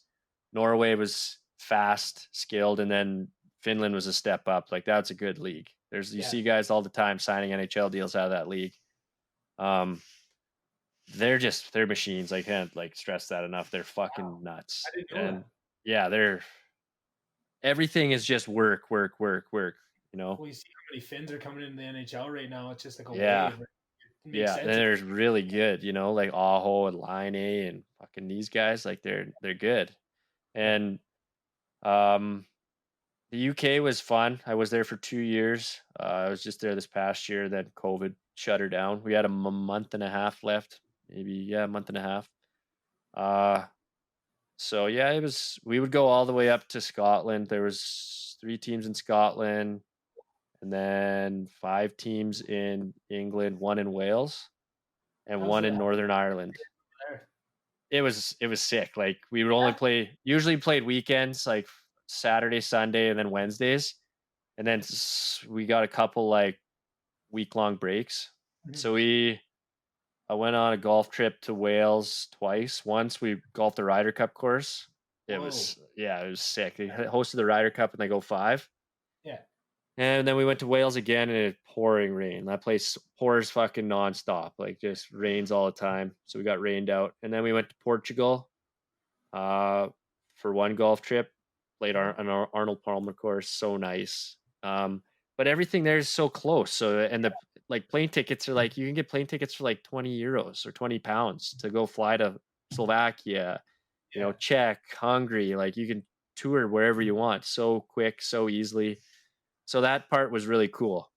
Mhm. London is, I don't know if you've ever been, but it's busy. Like it's busy and everything's packed so tight. So I wasn't overly big fan of it, but it was an experience to see because there's so much history there and so much to do. But yeah, I pretty much just stayed in the casino most of the time and just hung Just out there. But it was home. it, it, it was cool. I mean, the UK is great. I really enjoy golf, so that was a big plus for me. Yeah. Um, but yeah, like the road trips, we'd go to Scotland, which is a 9.5 hour trip, and then we'd come home 9.5 hours and play the same team at home the next night. Fucking weird, but that's just the way they did it. And yeah, Love that. Europe's awesome. I mean, it's pretty unpredictable right now with COVID, so I don't know what's going. A lot of leagues are on the fence about starting or when they're going to start and how they're going to be able to start. But a lot of Yeah. it over there is sponsorship money. Well, those sponsors now they got shut down, lockdowns and stuff, so they don't have as much. So some leagues are, money dry. Yeah. So we'll see how it pans out, but I'm hoping for the best for the guys that are going over there. Yeah. Um, and yeah, that's kind of was a deciding factor of me shutting it down. But Yeah. yeah, it was an awesome experience. That's awesome, and I think that was right where I wanted to go with it. Was just the ability to travel being such a game changer there, and I wonder if that's part of the reason why they tried to schedule those week long breaks in because they know all the guys coming over are going to want to really take advantage of it, and that can change your whole year, right? I mean, you get Yeah, on you a look team forward to those trips so much. Yeah. for sure, and that adds so much to your experience, right? If you can play, a year in Orlando or a year in Europe and get to travel all over the place, if it's similar hockey and similar, everything else, that traveling factor can be the big one, right? Especially if you got Hmm. something like golf where you can really take advantage of all the tracks over that way. Fuck, you Yeah, can play like the all UK has some fucking sick courses. Like just they love it over there, you know, like and started. fuck some guys that we were like I was buddies with that were playing in Scotland, they would go to St. Andrews and play. They'd go to Carnoustie and play, you know, like So that's unbelievable. Like you just can't my you they're open all year or it's most of them, but it's cold, rainy. But if you want to battle it, like you get to play those courses for cheaper than high season, which is summer, which is when most of the people from Canada and the States would be able to go, you know, and experience that. So you kind of you get to have that experience for cheaper, I guess you could say, you know, which was it's a big plus. You know, you're not making millions of dollars over there. You're making money, but it's you go more for of a the experience, yeah, for sure. yeah, and that's what it's all about, and that's what I like to hear when guys talk about going over there. Just so much about it is about money. I find when people talk about going over, but the experience, if you're looking at it the right way, you can get so much more out of it than what the dollar amount can point to, right? If you do it Yeah. right, and the willingness to put yourself out there and plan a couple trips and make it all that it can be, you can really get some good times out of it. And yeah, fuck, my dad got to go golf St. Andrews and all those courses once, and I've been jealous of him ever since. Fuck, Yeah, old fucking Ingo, eh? He gets to do that though, hey? gets to do all the coolest shit, and I mean, I like to think it's just because he's such a nice guy and he just bullshits with everybody and falls into these things. He is a master bullshitter.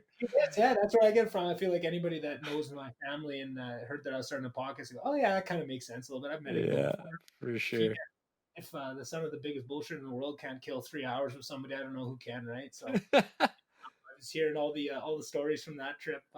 After actually another trip he did in Europe there, when the Oilers had that preseason On stint. Germany? Yeah, Yeah. and I think somewhere else too. It was kind of a little thing. They went there. Him and all these guys he paid for this trip, and it took you all Mhm. over Europe to all the games and took you on buses, kind of like those Kentucky tours that all the young guys go on, but for adults. And fuck, the stories that came out of there and the parties those guys went on, holy Like shit! It's Euro trip when the Man United fucking bus shows up, eh? Ingo and the boys rolling off. and they're all like 50, 60 years old on this trip. Like they're 17, partying their way Yeah, through Europe. Oh my god! I come out of it with a nice sweater though. Fuck, you got me a yeah. nice Oilers on, but fuck no, Right that's on. yeah, good times over in Europe. You can't go wrong with that stuff. I did a big trip there before I moved to GP for this job. I did a month long tour through Europe and the Greek islands. That was the funnest fucking Oh, month. that's one place I didn't go and I wanted to. The closest I got was Spain. But that's like with hockey, I've traveled everywhere pretty Yeah, much. It took me down to Australia for a few weeks one summer. It was like a Canada US thing. I was cool. on Canada. We played against there's a bunch of NHLers and then they had some other pro guys and we played like a 5 game mini series at all the bigs, you know, Adelaide, Brisbane, Melbourne, Sydney, and Perth. Yeah. So we got to hit all the cities and stay in like sick hotels, casinos attached, like food's paid for per diem. Like it was fuck the one game was at the Olympic like stadium when it was in Sydney. It was like 18,000 people.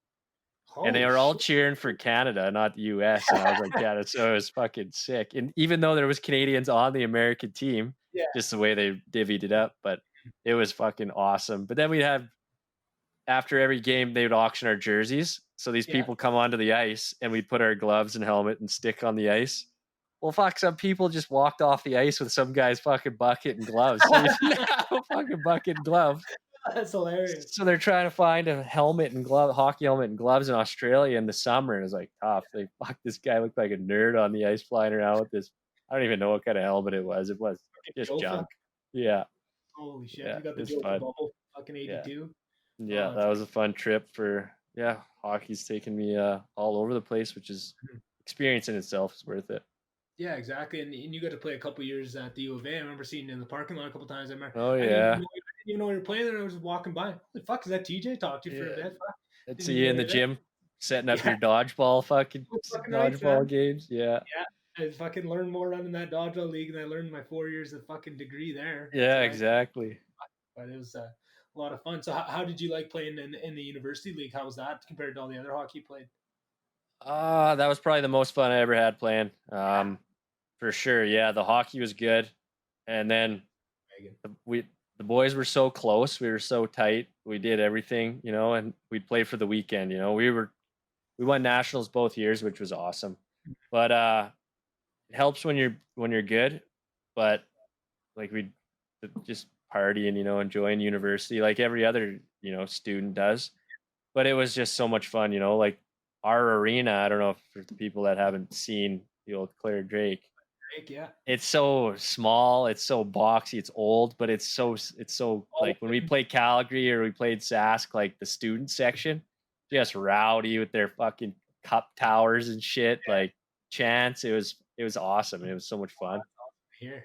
And like our coach was one of the best coaches I ever had, Ian Herbers. He was with the Oilers for a few years after uh, U of A, and he's back at U of A now. But a lot of us from that team went on to play pro. I'd say 10, 12 guys went, maybe more. So yeah, like it's a good league. Um, there's not a ton of teams. I don't know. I think maybe 8 or so, but it's awesome because then if you make nationals, you play against like the Atlantic teams, the Ontario teams, Quebec teams. So it's a lot of it's cool. It's a cool experience. That nationals is the party. Yeah, I think we partied for like a month fucking straight after. We took that trophy everywhere, everywhere. Like that thing is filthy now. Oh, that's so much fun. Yeah, it was so much fun. I loved my time at U of A. The Yeah. school was all right, but the hockey was so much fun. So you did 2 years there. Were you in business? I was in business. Yeah, I was majoring in accounting, minor in finance. Okay. Yeah, Yeah. tough. How'd you like the business school there? It was all right. It was school. Yeah. Yeah. It was That's good. school. It was tough with hockey because it was so like our schedule was demanding. So then you have your group projects and shit with business, and they'd be like, "Oh yeah, let's meet up at this time." I'm like, "I can't. I have practice or whatever." And they're like, "Well, when can you meet up Saturday?" I'm like, "Oh no, I have a game." Yeah. And it was tough that way, but um, yeah, it was good. I wasn't planning on not finishing, Mhm. but I ended up getting an offer from Toronto to sign with their farm team. So Yeah. I Kind of a. decided to, you know, take that leap and see what happens. And yeah, halfway through and called her. Have you ever thought of going back, or are you just kind of on to bigger and better things now? I haven't thought of going back to university. I've considered going to Nate. Oh yeah. Like Your Tom, my brother brother. went to. Yeah, he got HVAC at Nate, and just from hearing his experience and stuff, it just seems like you learn a lot more like life skills. Mm, yeah. You learn a 100%. lot more stuff, applicable stuff to life, rather than fucking wasting your time with these stupid courses you have to take just to fill your fucking template. Like these electives you have to take. Like I took hockey class the one year. Like Did you fuck, teach I'm them? in there. I pretty much, yeah. The prof was that he coached the women's team, the Yeah. Pandas, and he's just like, don't really know. I don't have much for you, so if you could just help me out, like that'll work great. And I was like, yeah, that's fine. So I'd be helping the kids that have never skated before. Trying. I'm not a great teacher for hockey, and like, well, depends. Like I like teaching kids Yeah. who are like excited to learn. I think those like they're in Unity. They're just finding an elective that they might think would be fun. So it 100%. was kind of, it was whatever. But that's what I just didn't like that about uni. You're paying big money to kind of waste your time away Yeah. from your major of what you're going to actually use. Whereas at Nate, from Tom's experience and what he told me, it's all directed around what you're going to do after. Mhm. Like you actually use that stuff in your job or in your career when you get hired and stuff. So I think that's what kind of was leading me to kind of maybe consider that. Yeah, and definitely something that I don't have Nate to compare it to, but definitely I've heard it's different. At the U of A, I found that I kept feeling like, and not just feeling like, it was quite obvious, and the professor would admit to this, that lots of the profs in the business school had never really worked. They had, They've ever career profs. career professors, and it pissed me off to no end because you could tell the shit they were teaching is like, oh, you've never actually worked. That's not how it works. Like that's not the real Yeah. world. Just time, and then you get every once in a while you get a prof that actually did work in the industry and actually knew their shit, and you'd learn a lot from them. But from what I've heard of stuff like Nate, is you don't get everybody that's teaching there actually has some years under their Experience in that field. Yeah. Exactly. And then all those things you talk about, those other life skills that are, outside the scope of the actual specialization of what they're supposed to be teaching you, that you get from people, that if somebody's only ever known that specialized knowledge that they're trying to pass on, they don't have any of that, accoutrement to teach you, right? Like Hmm. it's just the meat and potatoes of what it is. And that makes it so bland. And so, the life experience, and that is the excitement that gets people into it, so that they actually learn it experientially instead of just copying it down and writing it on the board, right? You need that. If you don't have the experiential learning to back up what you're trying to just, verbally assault people with, it's never going to stick, right? I have so many classes that I just jam the midterm, wrote it all down, it's all back out of my head. And then the couple classes that Yeah. actually, had professors that knew their shit and were actually engaging me and, proving to me that they know their stuff and this was someone worth listening to, I locked in on those ones and learned, and they were easy. When I You want to learn find out stuff, real quick which profs are like that after you've had a few. yeah, exactly. That was the thing. First year, you just assume everybody knows so much stuff. You're coming from a small town, you're moving in, it's all the big city, and just, oh, these people know all this stuff. And then you kind of go through and you have some interactions with the profs, and and they, hey, can I get laid on the side? And you talk to them and you see where they're coming from. And then you, like you say, then second year, third year, fourth year, first time you walk in that class, oh, this is a Yeah. good prof, this is a bad prof, right away, Yeah. right? And I think with uni, with the profs too, it's so subjective too. Especially some courses, they make you take the two English courses. Well, fuck, if you don't agree with some of their ideas and points, Yeah, then you're kind of shunned. You for know, sure. you're kind of shunned. Like I, the one I just had a really shitty. I fucking did not like the prof, but whatever. And I would write totally against her, idea of how it should be, and she would call me after, what the hell, like, why are you thinking this way? I'm like, well, that's fucking the way I'm thinking, like that's just how I am. What do you I had the mean? same experience.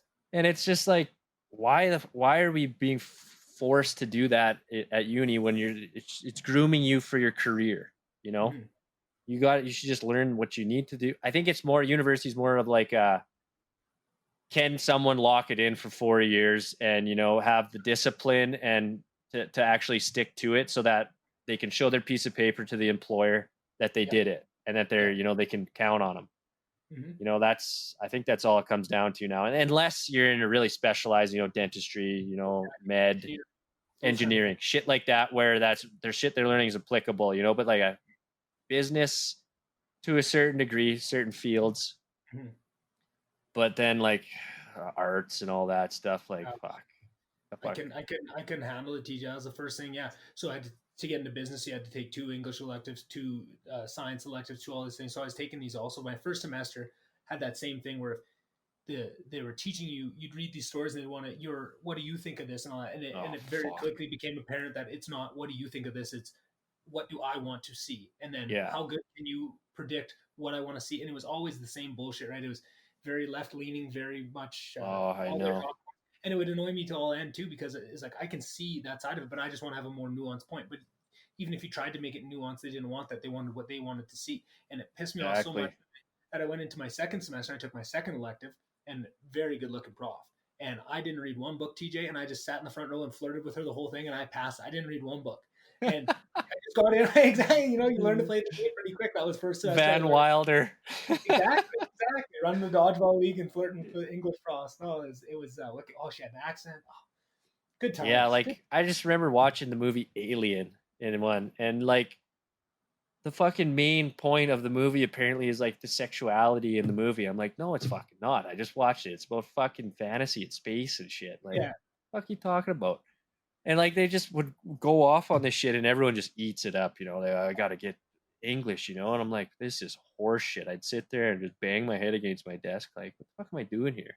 yeah. Hey, but that's just me personally. I wasn't a fan of that. I was more of a fan of like the numbers and the actual like you find the answer to shit, not Not just told whose what the answer. idea of what it is. But I guess everyone's different strokes for different folks. Like there's a lot of people that enjoy that shit, and all the power to them. But it Yeah, wasn't it's for just, me. but how much is that teaching, right? Like then, so throughout my degree, I was had it kind of all planned out, and then I tried to throw a co-op term in there, and I didn't really like the co-op program. It wasn't for me. But anyways, it kind of fucked up my schedule. So I finished my fourth year, and I'm one class short of a degree, and I'm like, fuck.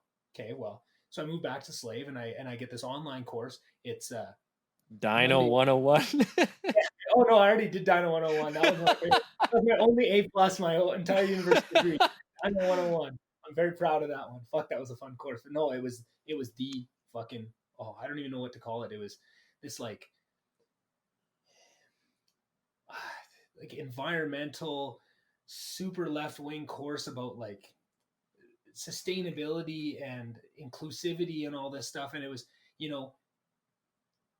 not completely not up my alley. I agree to it if I have the freedom to take my take on it. But it was another one of those classes where it was very apparent right away that they didn't want you Yeah. to think critically. They just wanted you to get it. But I needed this course, and because it was you're there all day. It's not like you can go there for your hour, Monday, Wednesday, Friday, and that. No, you're there all day, Monday and Tuesday. So then I do that Monday, Tuesday, and then Wednesday I'd boogie back after Tuesday, back to slave work Wednesday, Thursday, Friday. I have the weekend, go back Sunday night, go for my 2 courses. But it was like, so then at the end of your big project for this is you had to pick pick like a partner group, like it was like the SPCA or like Greenpeace or all these ones, and kind of shadow them and do a bunch of volunteer hours with them, and all this stuff. And we were planning a trip. We were doing a trip down to Nashville for Country Music Week, and had all these people. So I had to kind of skip all this, and I had to come up with the most bullshit story about how going to this trip to Nashville and trying to. So I got partnered with Greenpeace. I missed a big piece of the story. I got to partner with Greenpeace, and I had to do all these volunteer hours and then come up with this thing. I'm like, first of all, I'm going on a trip. I don't have time to do these volunteer hours, so I found some way to bullshit my way out of that, or I did some sort of thing, and I just really laid it on thick with them, and just how much. And then I had to give the story. So then the Greenpeace people have to come in for the final day for your presentation of what it was, and I was completely freeballing this shit.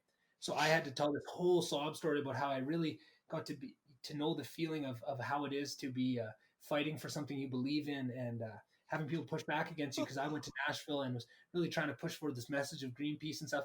And at the end of it, I think I made one of them cry, and the other one came back. Ingo son, man. Ingo son.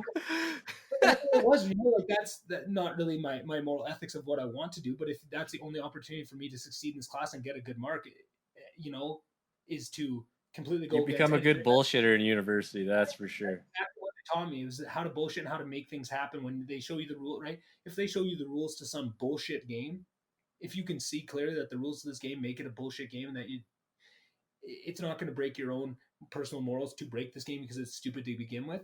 It teaches you how to take that and learn very quickly how to work around it, right? And I feel like that is a momentous skill that has helped me out to this day. If that was, if I'm only going to get one thing out of university, that's a strong skill to come out with, of just, whatever the situation is, I can adaptability. Yeah, for sure. Adaptability. But then for people to put so much onto that piece of paper and not look at it exactly how you describe, because that's how I look at it. It's just a piece of paper that proves that you can do that. You can lock it down for 4 years and get through it, right? Because there is a lot of workload and a lot of stress that they throw onto for that reason, to see if you can cut it, right? And that's all. Now when I go to look at people's resumes and I see a degree on there, I don't look at it for any of the knowledge. I don't even care what it's in. It's just that proves to me that you can buckle down for 4 years, and I don't put much stock in it from that, right? And I think that might be a little bit maybe not the best way to look at it, because I feel like some of these issues are new, and I feel like if someone had a degree maybe a couple decades ago, that wouldn't have been the case, and they would have gotten a lot different things out of it. But it seems these days, if anybody's got a degree in the last 5-10 years, it seems like that's everyone's story coming out is, if you agree with the messaging and how they want it, you're going to do great and you're going to get good marks, but you're probably not going to learn nothing because you're just rewriting what they want you to say, right? And everything's so saturated, like, everyone has one, and it's become the norm now, which whatever, I think everyone should have some part of post-secondary, maybe. I don't know. It depends where you come from, what walks of life. There's a lot of people that didn't even graduate high school, and they're doing really successful. You see it still, and I think it's just finding your niche, and going from there. But I wasn't a big fan. I'd be more inclined to push for Nate. Yeah, I'm sure Ingo will love to hear that. That was always the big fight, because my mom went to U of A and my dad went to Nate, right? And that was always the two big things. Yeah. Like back and forth. Oh, Nate versus U of A and all that. So he'll be happy. I think he was already bullshit when Tommy went there. Oh yeah, he's going to the good side. He knows where it's at. Oh, yeah, sure. I guess your mom won that one, eh? Ingo folded. Yeah, like always. Yeah. Oh, that's fucking funny. Yeah. No, that degree, and I say that kind of in jest about that dodgeball league and how I learned more in that than I did, but I honestly feel that way, right? Like Well, the about actually organization, it's like your own little business, you know, your own little entity in hire, itself. how to manage a budget, how to deal with employees, all those. Like there's so many huge lessons I learned doing that I would have really been coming out of that degree with a lot less real applicable knowledge for the workforce right away if I hadn't gone through that. But and it's funny to hear so much of my conversations throughout this podcast of people I've had a lot because university was such a fun experience. And I lived in Lister all 4 years, right, running that dog league and having that fun. But the experience, just like when you talk to hockey players and ask what the best thing they got out of it, they always say the camaraderie and stuff. And when I ask people kind of the similar theme question, but about education, they all kind of it's different answers. It's not as uniform as when you talk to a hockey player and ask what the best part, but it all kind of revolves around something of they went out themselves and made it themselves, right? Like me, Yeah. it was jumping into that dodgeball league and that made it, right? It wasn't handed to me. It was something that I made that I learned myself, or it was, getting involved in some sort of student union or getting involved in some other way. It's all about what they made it and not about, the default experience is going to be pretty lame unless you Hmm. make it into, you dive in Something with it. bigger, something more fun. Yeah. Exactly. The onus is definitely on the person to what they make it. But then I just think fucking my lucky stars that I went to Lister and I didn't, I'm going to get a little apartment because if I would have done that and I didn't, get to know all these people and learn and dive into on that side, I would have just went to class, went home, played video games, probably, drove back to Slave every weekend because I would hate it there. And I just feel so Yeah. bad for people now with COVID starting up, our residences like the way they used to be ever going to happen, right? Because that's, where I made my real learning and kind of changed who I was and kind of set me on the path that I'm on now.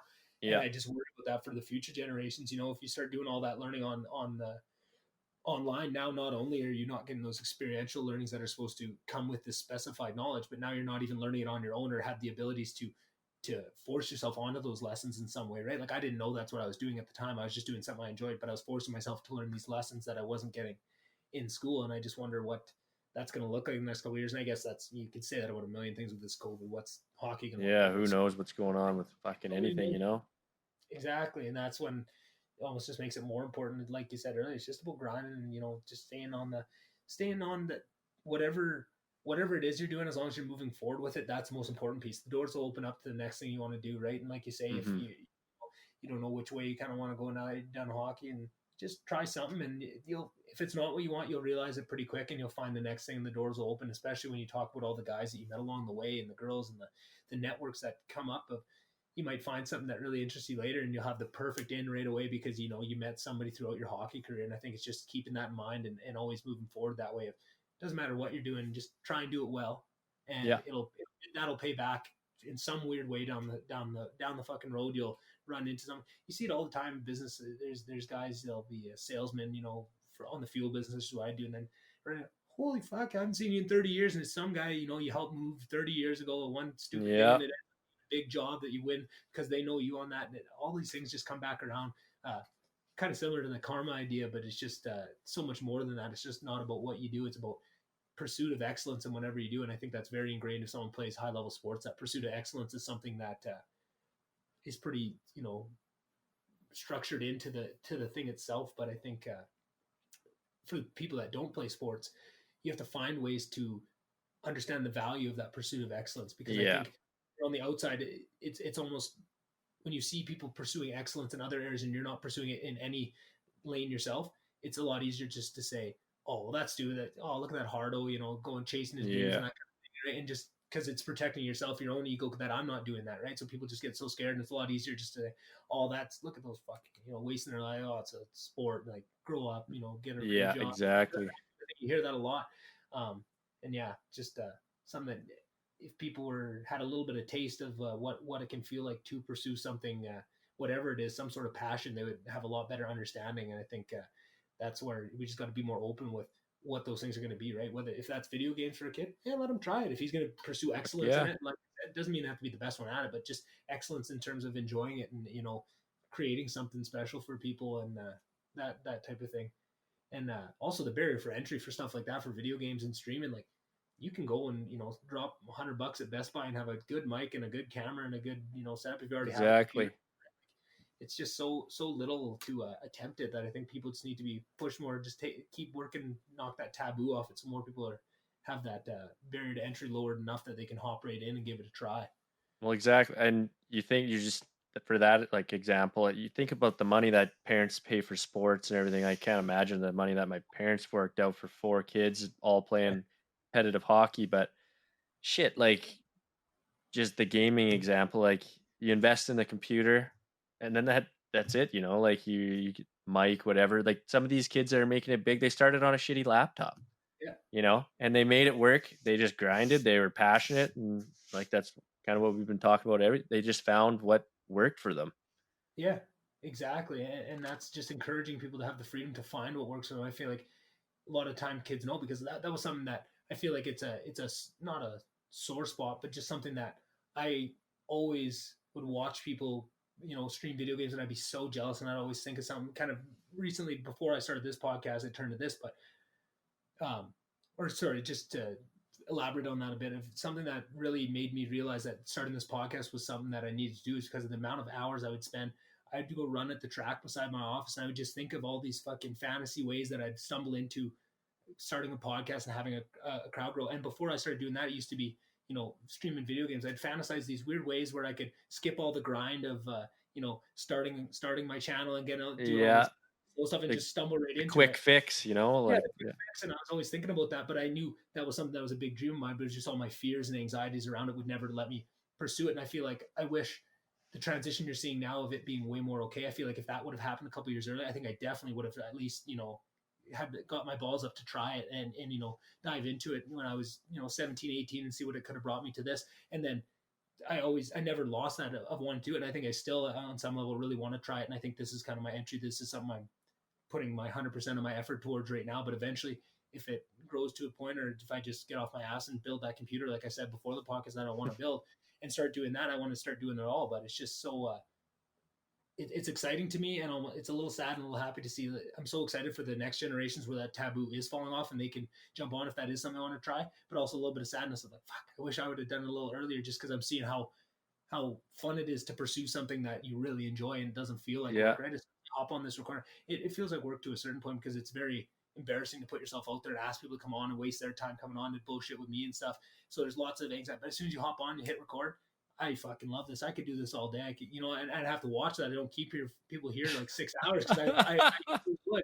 But it's so silly to me to think of like, fuck, I could have been doing this for so much longer. I could have been having this much fun, getting this much enjoyment and this much fulfillment and feel this good about myself, years ago. And it's, comparison is the thief of joy. They always say, and you don't want to, look at what could have been. But I just think for future generations and that more we can make the barriers to entry so little and just, pump people up. Oh, you want to try that? Fucking nice. Give her, kid, yeah, try it. You never know. absolutely.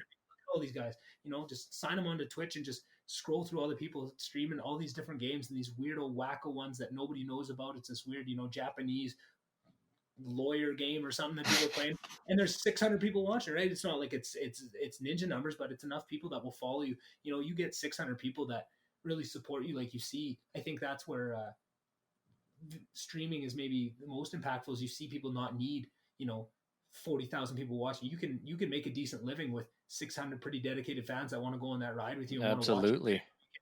and do those little donations that you see. Like I feel like there's so many people that unless you dive into the scene and give it a little bit of a chance and understand all that goes into it and how much more there is to streaming in general, I feel like people just have this weird outside view of what it is. And I feel like if they would just give it a little bit of space to jump in and see how special it can be, and stumble upon that small streamer that just gets shared. You're watching a big guy and he just shared. What do you call it when you're done streaming? You Host, pass. you host them, Oh, yeah.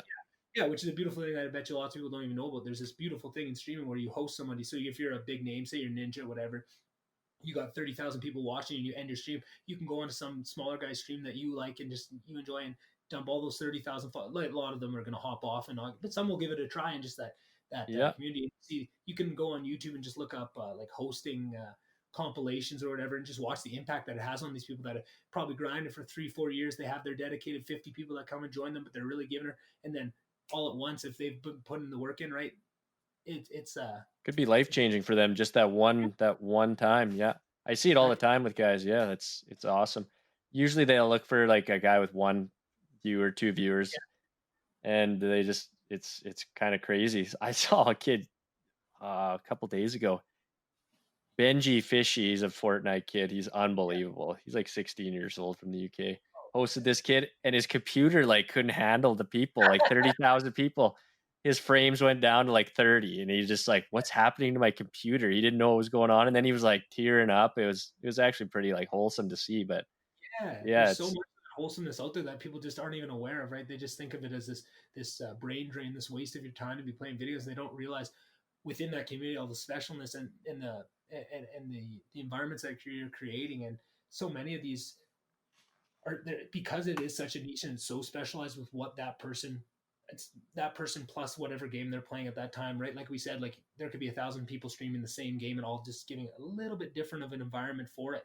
And that creates in the chat and the people that are following, that creates a community there that, some people that are everybody's different and some people are really different and really have a tough time fitting in. And when you can expand that, so now there's a video game they love and now they have 1,000 opportunities for someone that might fit with their little idiosyncrasy exactly.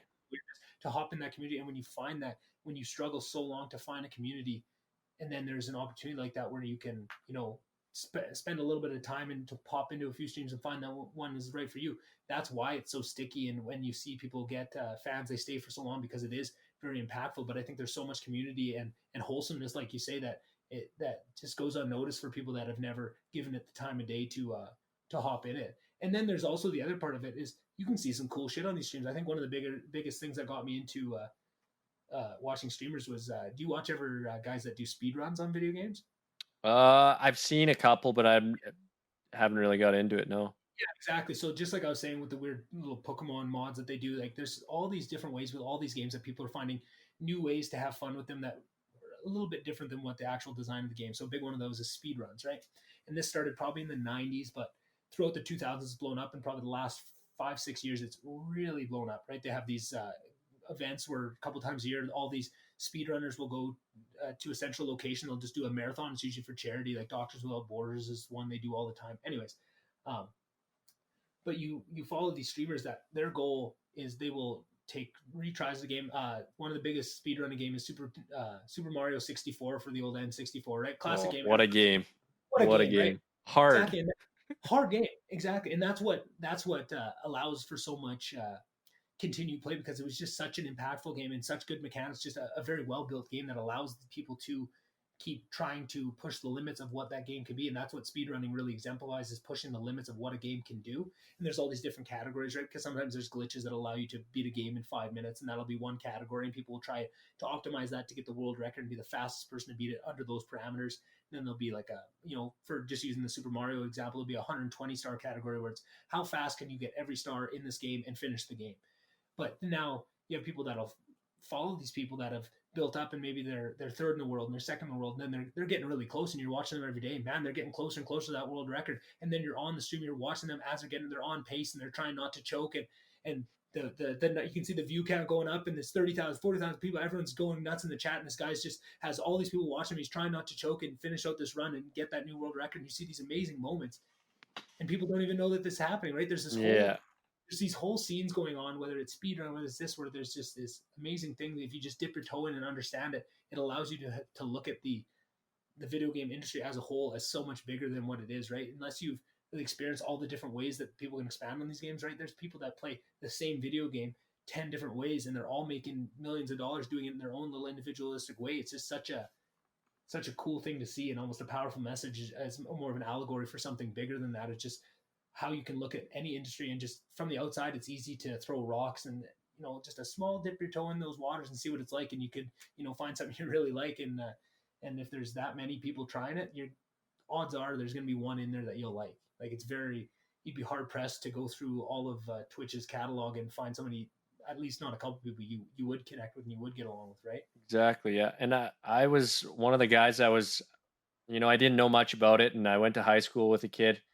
He was in our friend group, and he was starting to do YouTube videos of like, funny, impersonations and voices and stuff. And we kind of thought it was, weird, like in high school, like, what are you doing?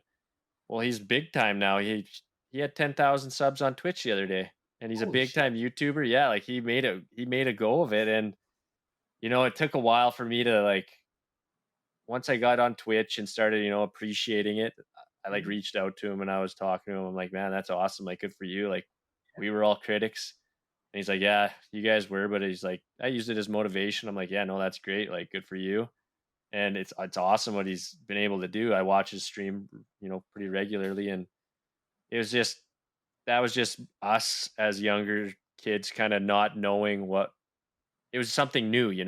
It was something new that we weren't, knowledgeable in, and we were just kind of making fun of it. But now that I kind of learned and appreciate it more, then it's actually really cool, and it's awesome that he made a career of it. Yeah, and that's exactly what it is. And so much of this is about the grind, right? When you're putting yourself out there in such a, honest way, eventually you will find those people. It just takes a really long time, right? Everyone wants quick fixes these days, but something like streaming where it is so personal to what you bring to the table that's just slightly different than the other people. It takes so long for those people to find you, but there's so many people out there and there's such a niche that you can create that if you stick with it long enough and keep consistent with it and don't let it fall off, you're going to get somewhere eventually, right?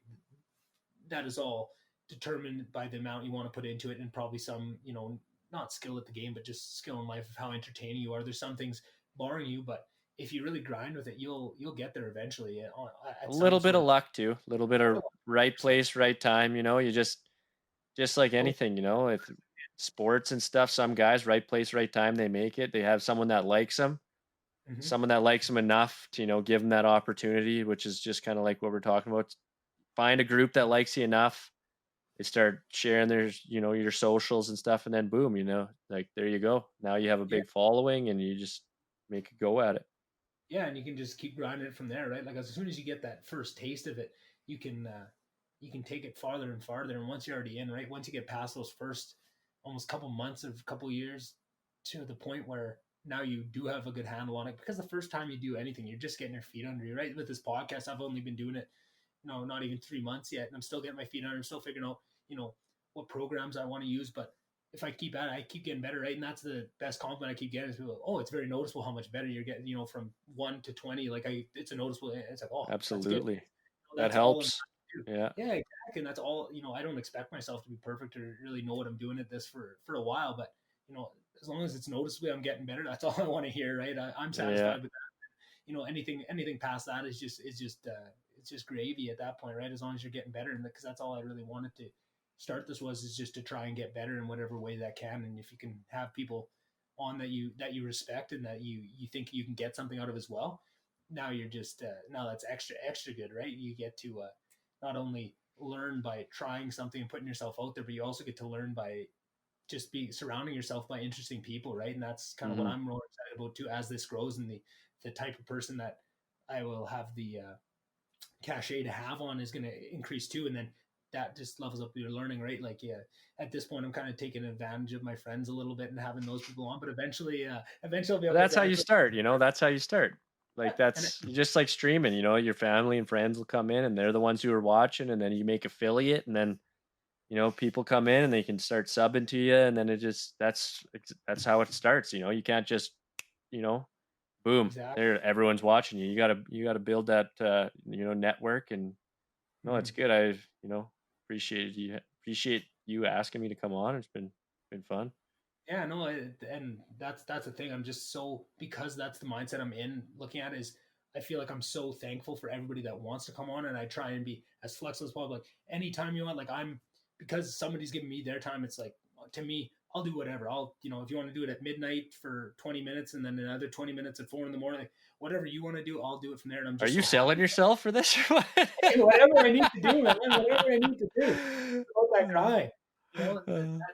That's what matters to me, is just making sure that if someone's going to give me their couple hours of their time, and I respect that, I want to make sure that I'm as flexible and as on the ball as I can. Make sure I do my notes, do a little bit of research, right? Not too much, because that's the other balance. You don't want to sound like it's just I have this list of questions. Recorded, yeah, I'm just exactly. gonna read it off to you, right? Like my kind of process, just to break the fourth wall, is I always want to have a big list of questions for somebody, and then in a perfect world, I won't ask any of them. I'll just, or maybe they'll come up organically. I just No, it like to have just that. yeah flows, yeah.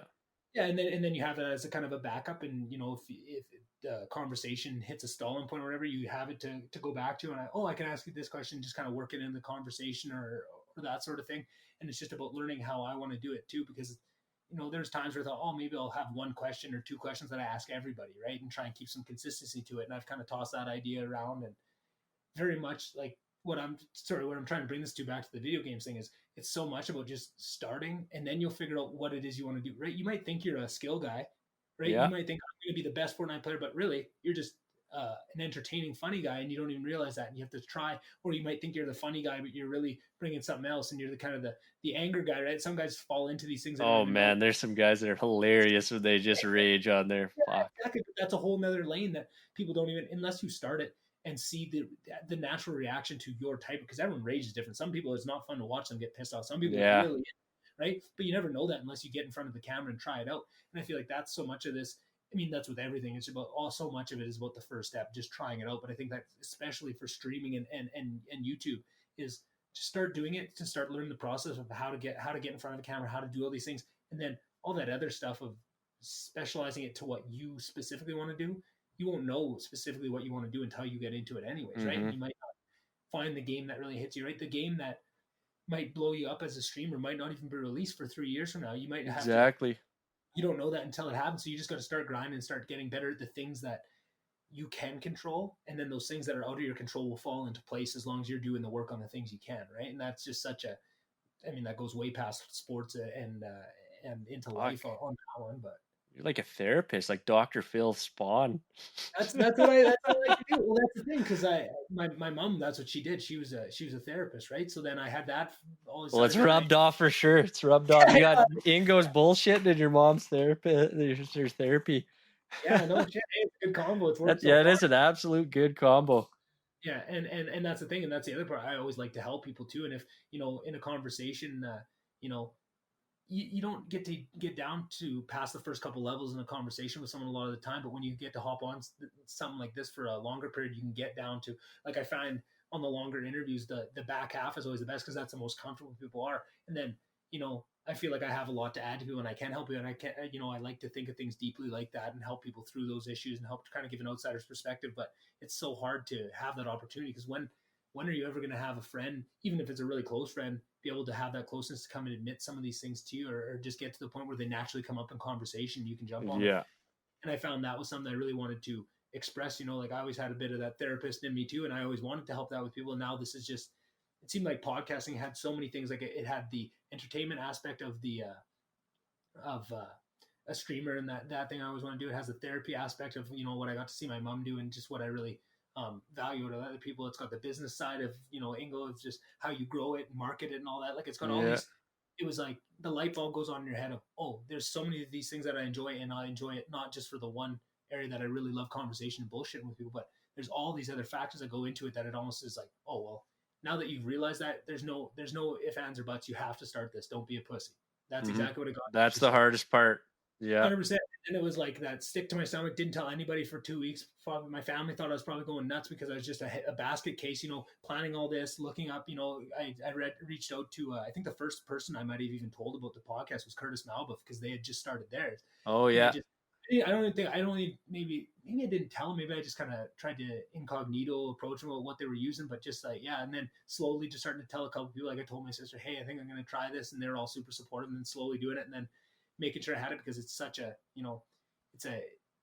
if you want to do something like this, it takes a bit of narcissism, right? Like, you have to be a little bit confidence, you have to have some self-confidence. Yeah, exactly, right. You have to believe that you have something that people would want to see, right? Same with any of this kind of stuff. If I didn't truly believe that I have something to bring to the world, and something that is going to be useful, there's no point in being here. Or if I didn't, it'd be pretty obvious, I think, from the start, because then you wouldn't have the confidence, and nobody wants to listen to you too, right? Yeah. But it's that doesn't make it any less scary to know that stuff intellectually. You can tell yourself that story all day long. It doesn't make it any less scary to actually jump in and do it, right? So then it was, holy fuck, let's get a couple recorded. And then, I was just telling myself games of ways to push things back and not regret, just like, oh no, I need at least 5 recorded. I can't release until I have 5, because then I'll have a backup and all this, right? Just creating stories in your brain of how that's like me with streaming. I streamed pretty steady for a month and a half, and then I went up to Slave for a couple of weeks, came back, and I just didn't turn it back on. I don't really know why. It's just change a game, and I don't even know.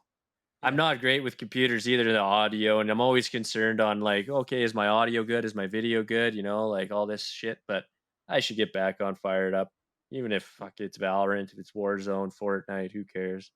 And It's that's just and that's go when you're ahead. gaming with people, you gotta hope that they're respectful and not they don't say things that are bad or Inflammatory. yeah, like Oh, controversial and stuff like that. So that's yeah. also another concern or worry that like when you're gaming, that competitiveness comes out and you might say things that you don't actually mean, Just like hockey. but it's out there now, like you're broadcasting to the world, and it's you just that was always a concern and it still is, but yeah, I should probably just get fucking back on fired up.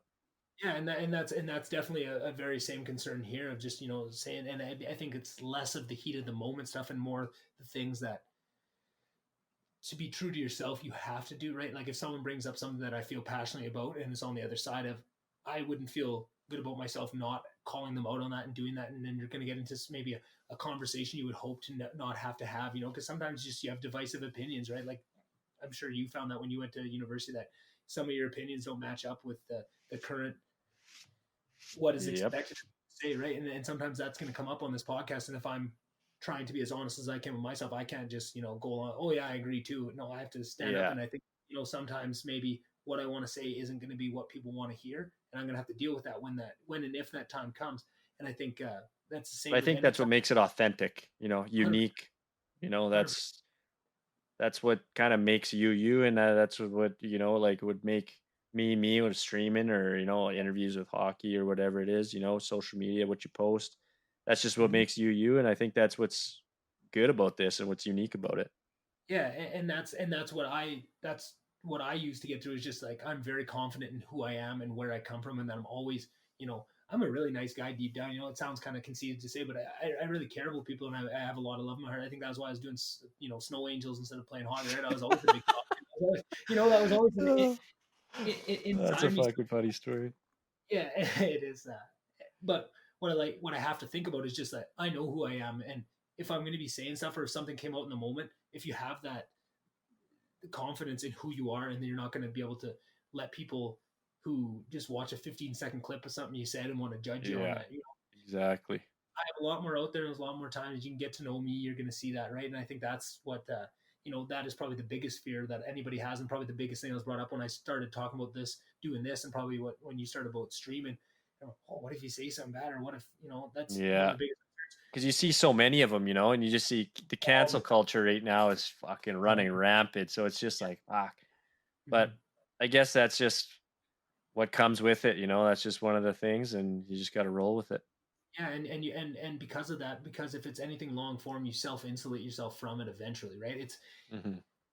because at the start, it's kind of a funny dynamic because when you start and you don't have that many people watching, the risk of you saying something and it having really bad impact are really low, right? Hmm. But as you start to grow your audience and people following you, that risk rises with it. But also, you have cataloged so much more of who you are in the long form, right? I think podcasting is a really big because all of this is me. I mean, video games, it's a lot more of the video game comes first and your personality comes out secondary to it, or something like this.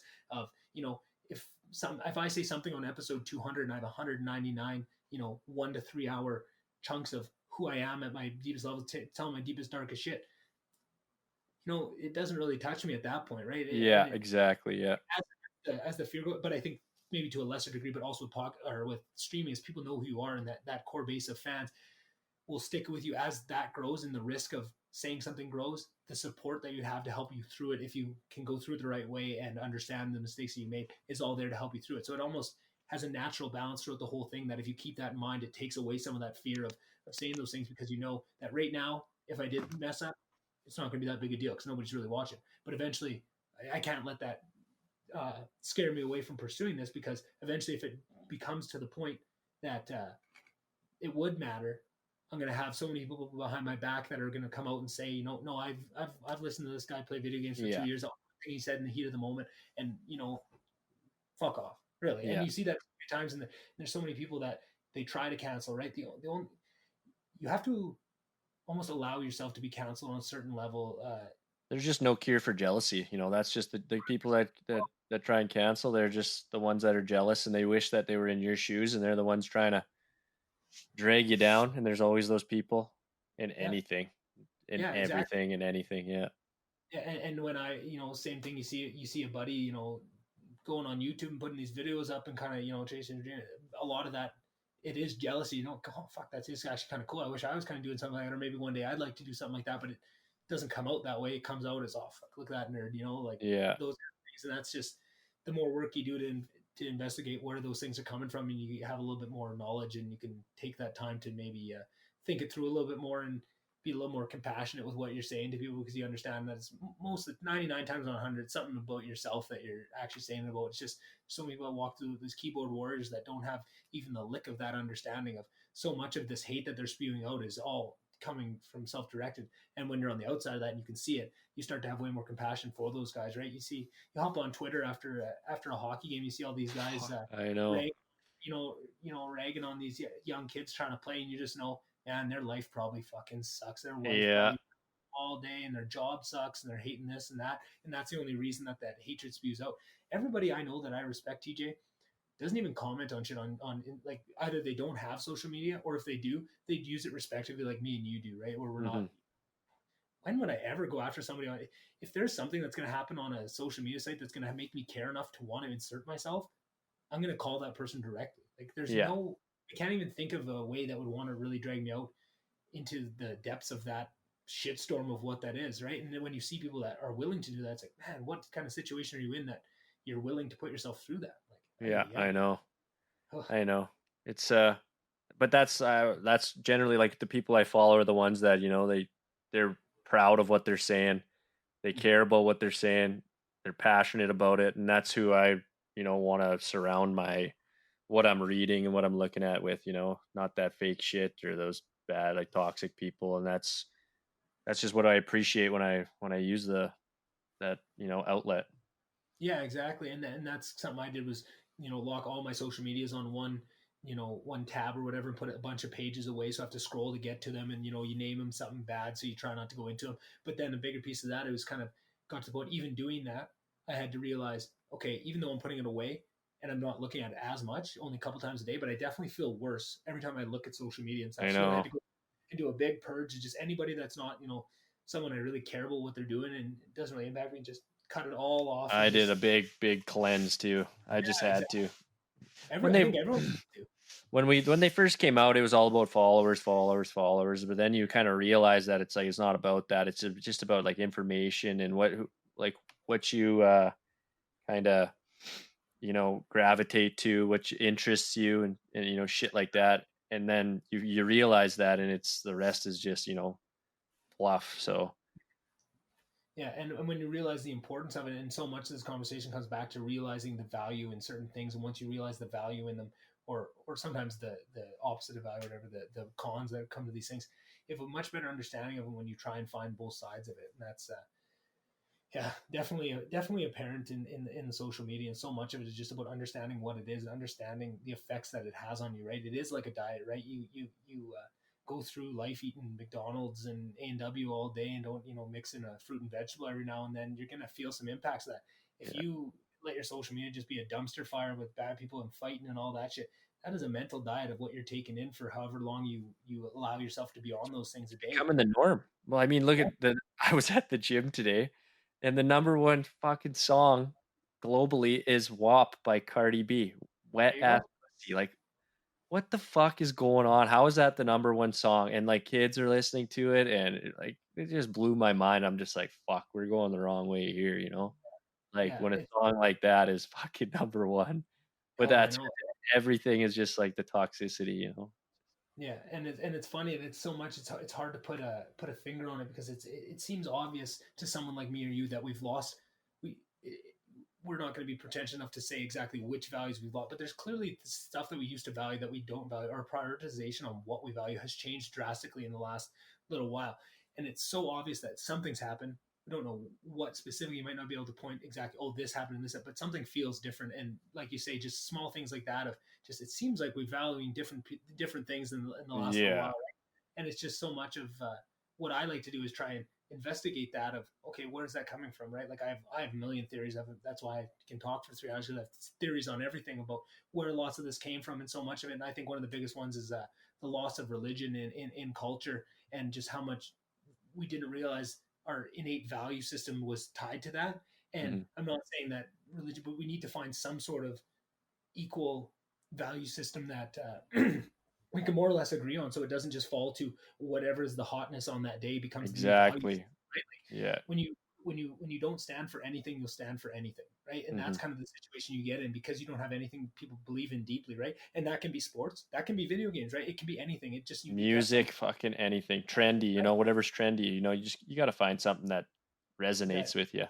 yeah, and then that that stabilizes you against being swayed with the wind of whatever is hot on that day, right? But you see so Hmm. many people that just look like goddamn, like the windsock at the airport that's just flopping all over whichever way the wind's going, right? And then Yeah. and you see the people that you respect don't act like that, and have values, like you said. You want people on your social media that stand behind what they say, right? And that's just a simple way to break down kind of more or less the issue that we're discussing. It's just people that stand behind what they say and actually have values that they believe in. If you got questioned on them, right? So many people, if you question them on their values, they flip flop to whatever you thought you wanted to hear, because they don't actually have Exactly. values.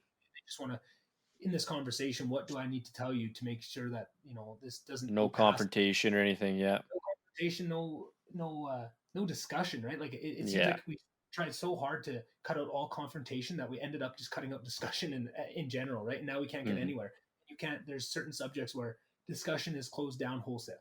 You can't even talk about it unless you want to, just like university, unless you want to just recopy exactly the answers here. If you want to, re-spit out what everything was been said on social media for these days, that's what you got. But other than that, Or no. they'll do If it you, behind the keyboard, or the anonymous, yeah, like, egg yeah. avatar on their Twitter, yeah, Yeah, exactly. Fucking. fucking snipe shots from fucking their ivory castles up there. That shit pisses me off to no end. And that was the first thing, right when it first happened. I don't know how old I was when Facebook. No, Nexopia was the first one that kind of ran Next, yeah. flame. I think next was the big one. But then that was the first thing when people would make fake ones. Like, why does anybody even fucking give it the time of day? Like, to me, it was so obvious that, oh, you don't stand behind that. That's noise. That's like almost Yeah, like I wish it was just a button to turn it off, because that's what I felt like I did right from the start. If you don't stand behind it and you don't have a name tied to it or whatever, that doesn't even affect you, right? exactly. Yeah. Oh, see what that person said to you? No, that's not a person to me. That's nothing. I wish that option was on a couple more of those. But even back then, you'd see it, and then you'd hope that, okay, well, people just don't get it yet. Eventually, people will wake up to that. If you don't stand behind it, there's no sense of even letting it enter your sphere. Don't even let it in on your mental diet, because that's something that's going to affect you if you read it and you let it affect you, right?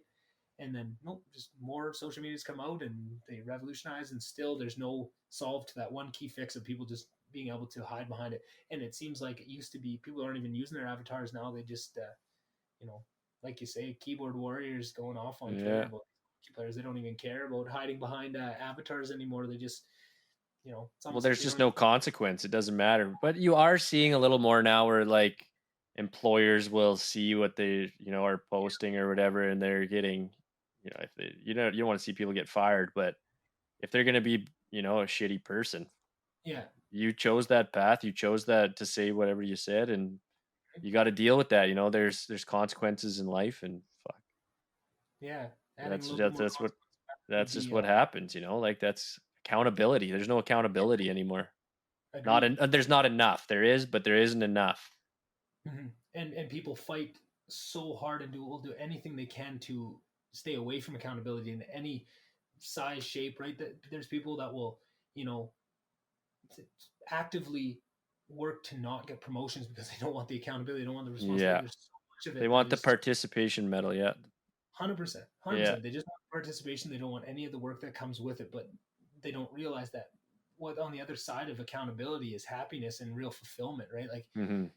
if you go through life just trying to skirt all responsibility and all accountability, sure, it's easier, but it's a lot less You fulfilling. don't, And I think, yeah, you don't feel good about yourself for sure. Like there's always doubt. You won't have mhm, the high self esteem. You won't be proud.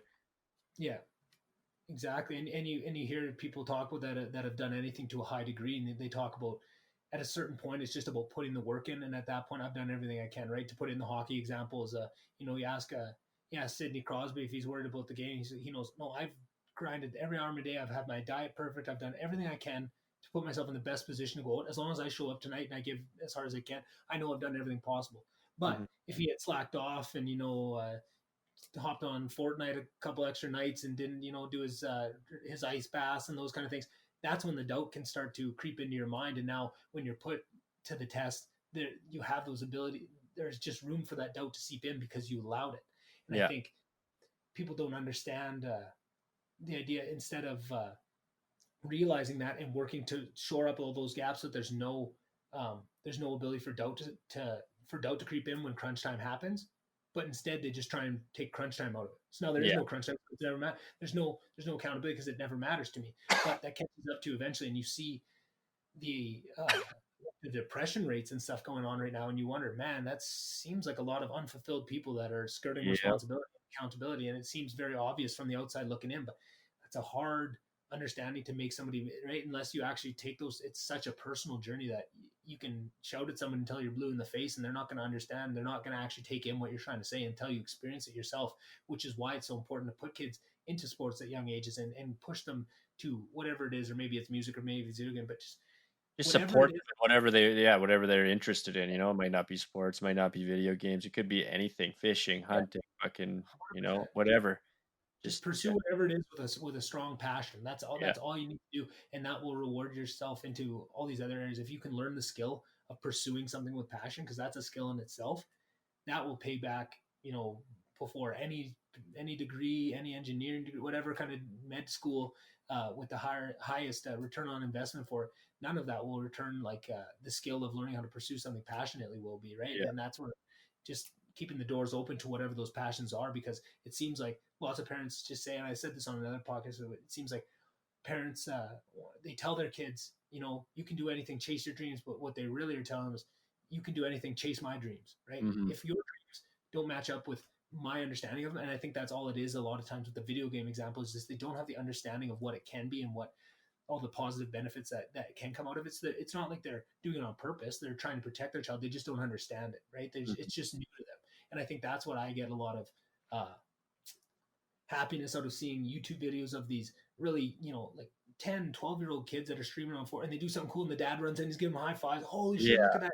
And their yes. vision, man, like imagine the next wave of all these kids that are 10, 12 years old, just like when you look at the UFC and it was, blowing up throughout the 90s, early 2000s. But now we're starting to see the kids that from when they watched UFC 1 in 1993 at 4 years old. Now they're 30 and they've been doing that their whole life. They've been doing jujitsu, Muay Thai, kickboxing, like everything, wrestling, their whole lives. Now they're coming into this complete package. And I think that's the development we're going to see in video gaming. Is now it seemed like the first generation of really successful YouTubers and streamers were all kind of people that did it without any support and kind of were the trailblazers that just, well, fuck you. If you're not going to support me, I'm going to show you and I'm going to prove it, which is important. That's how any trail gets blazed. You need those people. But now that trail is blazed, you can see the next generation of, okay, now what can you do with full support of your family Yeah. and helping out your dad, helping you figure out the audio and the video and that kind of thing, and help growing your audience and teaching you about the YouTube algorithm so you can grow that and teaching you to be true to yourself and how to pursue things passionately. I just think we're going to see just if you think Twitch is on fire right now, I think in 3 or 4 years it's just going to grow exponentially. And I think that's where I was trying to get Ingo to buy a fucking League of Legends team 5 years ago, 6 years ago now, just Really? like, You had yeah, the yeah, impression that fucking that it's gonna go. yeah. Well, I think it was the 2013 League of Legends World Finals, and I think they said it had more concurrent viewers than the Super Bowl, the Game 7 of the World Huge. Series, all combined, right? And I was like, really? Like that many people? And that was the big kind of eye opener for me of, holy shit, this is a big deal. And then, like I told him, yeah, try, because they started talking about franchising in the next couple of years. And before they start to franchise buying, because then they'll just sell it to a franchise whenever. You don't even have to touch it. And humming and hawing. And how am I going to explain to my dad at that time, right? I was still in university at this point, try and tell him this business idea he doesn't even know about. And then you look at it now, it's like, oh man, The what but I if? mean, yeah, the what if stuff. But it's just about keeping that eye out, because that's the next thing. I don't know. There's not as a direct attack vector for investment like there is in an actual team, but just in Twitch in general, right? Like if you can buy stock in Twitch right now, I would highly recommend it, because you're going to see Amazon owns and I have Amazon stock, which it. yeah, it's Can't go it's wrong with flying Amazon right stuff. now. Yeah, like fuck, they own everything. It's insane. But like I'm invested in Activision, Maker COD, just because Yeah. I enjoy it. I believe that it's gonna just. I think gaming is just gonna keep growing. It's taking over, as you can see, and that's why I think that it's a good hold.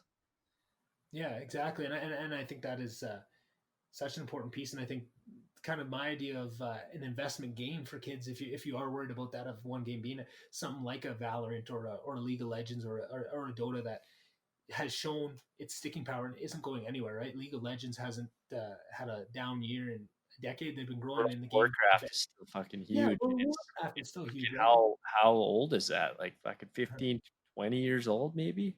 Yeah, Since there's and been what? like internet and computers, and they have the subscription, the subscription model, which is it's important. And Yeah, they're still have a ton of a huge following, yeah, and that's just it probably will forever, just because it's just one of those nostalgic games that people love yeah. to go back to and play, because it just Mhm. brings them back to like their youth and wasting time on the computer, but that's just kind of what people need at times. And another cool piece is going to be the games like that where now say say I had a kid tomorrow, 4 years later, and I want to show him the games from my childhood. I could throw him on Nintendo 64 and show him Super Mario and all that stuff. But you'd always be both. You'd be pulling him back from the games of today, right? And you see people try and do that, and it just doesn't shake. If a kid grows up with Fortnite and then you try and pull him back to play Super Mario 64, it's a little bit of a tough sell. Not the graphics that are Mhm. there, but now there's going to be games like League of Legends where somebody plays it in you find it in university or earlier you play it in your career, you kind of come in and out of it, right? It's a game like that where it's always updating, but you have your core knowledge of the game, so you can kind of dive back in, relearn the new champions, and kind of play for a couple months, lose it for a couple months. But there's going to be kids that are growing up, and they'll be 6 or 7 years old playing a game that their dad has played for 15 years Yeah, now, that's gonna but be it's the cool. same Yeah, game, updated too. And then you can see them, and now there's going to be kids that are getting 15 years of knowledge of a specific game and the history and the lore of it, and are going to come in and be the next level of it, just like you see uh, these NHL players that are in non-traditional markets that finish a year, like St. Louis and the Kachucks there, and Shane Doan in Phoenix, and you see the effect that it can have by having someone with like years and years of knowledge to bring that forward. It just jumpstarts a whole scene like that, and I think you're going to see yeah, that in video games too, where there's going to be these kids that are coming out with this huge advantage because anybody that's made it in gaming probably didn't have a huge gaming environment growing up. Well, no, I guess there's probably guys that played the old Doom and that, yeah. but I just think it's gonna compile and almost feedback loop itself into a whole nother level that we're not even seeing, which is crazy to say because video games have grown at such a rapid pace and have just you almost don't even recognize if you look at it in 5 year increments, it's almost unrecognizable the industry year over year when you look at it that way, which is incredible to see Actually, it end. I forgot to mention this earlier when we were talking, but when I was in junior, Modern Warfare 2 was the game, and we Mhm. used to have the custom matches. We used to have like against we used to play like 7 game series against other dub teams No on way. COD. So That's we'd play awesome. like the Lethbridge Hurricanes, and it'd be like I don't know, 8v8 or Yeah. whatever it would be, domination would be. And there'd be like fights that would get lined up within these COD games because they were so like they're crazy. These games were nuts, like the chirping in the lobbies and shit. Oh, Oh, that's so man. fucking It funny. was we'd play till like 4 in the morning against like we had a 7 game series against Lethbridge the one time, and it was fucking bananas. Like the I bet amount you of that's going on in the bubbles right now for sure, man. There's games going on wild. yeah, and it was guys arranged a fight and they fought the next game because we were playing COD against each other, and like we played Red Deer and Chilliwack, and that's what I remember of like junior of like the best. Like, we were just Oh, that's play so fun. other teams in like tournaments, Oh, and then that's, just coming on and playing zombies for fucking 6 hours. don't even get me started on zombies. Zombies, I think, is probably one of the biggest games that got me entered into watching. That was, there's a huge zombies community. Call of Duty Zombies, for everyone that doesn't know, is just it was a little extra they added in. I think Call of Duty World at War. It was this. If you beat the campaign, there was this little extra mode that was called Zombies, and it was just you're stuck in a room. There's guns you buy off the wall, and zombies just come in hordes. It's like wave after wave. It's just a survival game. And then when that same developer, because Call of Duty switches between developers to keep one game a year out, they usually do one developer does one game, then the other developer does the next year's game, and they kind of switch back and forth. And I think there might be 2 or 3 that they wheel in there. Anyways, this one Treyarch that did the zombies mode, when they would do their game release, it just every year they would add on to it, and it just became this huge thing. They'd have Easter eggs in them, and now there's it's grown into this giant community that has so many people watching. There's these huge zombies YouTubers that following, man, it's nuts. Like the amount of people that watch that and even play it still, like it was so much fun. It was just like it wasn't. I don't even know. It was just kind of methodical. Like you just played. It wasn't. You didn't have to worry about fucking internet connection or whatever. Or if your buddies were any good, you just went out and it was just fun. Exactly. And you could play with different. I think that's a big piece of it, is different skill levels that you're all trying to go towards the same goal. So if someone sucks, it kind of just makes it more fun when someone sucks, right? And you're taking care of them. It's just it was almost like the other side to the competitive side is just the absolute most wholesome experience of it, right? Which is when you're locked in a room getting attacked by zombies, you wouldn't think it'd be that, fun, but then you have the old pack-a-punch machine, you're upgrading, running around. You'd find out like the route that would work, that you could just get them all chasing you. Fucking hours playing that shit, man. That was so much. Nocturne Untoten was the first one, wasn't it? Nocturne Untoten, because that's Night of the Dead, and then there was there's so many. But then I played zombies, and then I didn't play it much. Just kind of fell off of video games, at the start of my university career, maybe like grade 11 and 12. I think the internet out and Slay was just so bad. I just kind of gave up on it and then went to university. But then I think my second year, my whole floor got me into League of Legends. That's why I know that. I made fun of, for the first 2 months, I made fun of all these guys because they're playing League of Legends all the time. Like, fucking League of Legends. But then they play Drinking League. So before we go to the bar, they'd all sit around and, if you get a kill, you give a drink. If you die, you take a drink and all this stuff. So I just pick somebody and go, okay, when you give drinks, I give drinks. When you drink, I drink. But eventually, after a couple months, I got bored. I'm like, fuck, I'll try this game out. Whatever, you fucking nerds. I'll join your little cult here. That's like me with every game. It took me deep, man. Like, it would be up to that was the first game that, like, I was full on addiction to, like, up till strapping a belt around your mouse arm, eh? Yeah, got the fucking diaper on. You don't want to get up. Like, jeez, that game. It's like the World of Warcraft South Park episode. Yeah, exactly. It was very similar to that.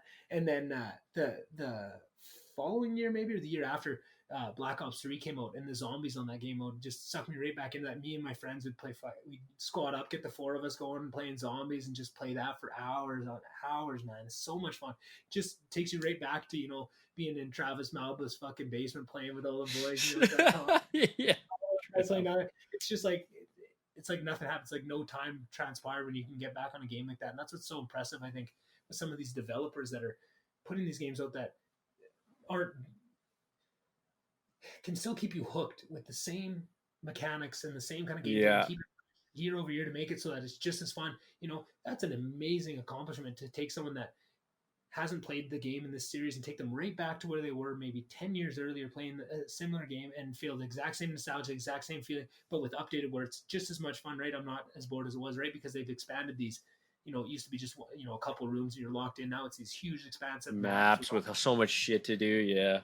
And there's all these Easter eggs, and that's another thing that happens. So now every time they release, there's usually a big main Easter egg throughout the whole thing. If you have to just explore the map and do these little codes and find all this little stuff, and it's just these thousands and thousands of streamers are all trying to solve it at once. So when they release a new map, you can go on Twitch and watch, all these different guys chasing, and then you see one stream or one pair of streamers will find the next step of it, and then it disseminates all the different streams. Now they've all got that next step, but then you can be really close. You could be, 30 steps down the Easter egg almost to the end, but you don't know it's close to the end. And then your game crashes or you lose. Now you have to go back in, race through the last 30 steps you get, and then catch up to someone. And usually by the time you catch back up to that, they found the next step. And it's just it's never ending. Yeah.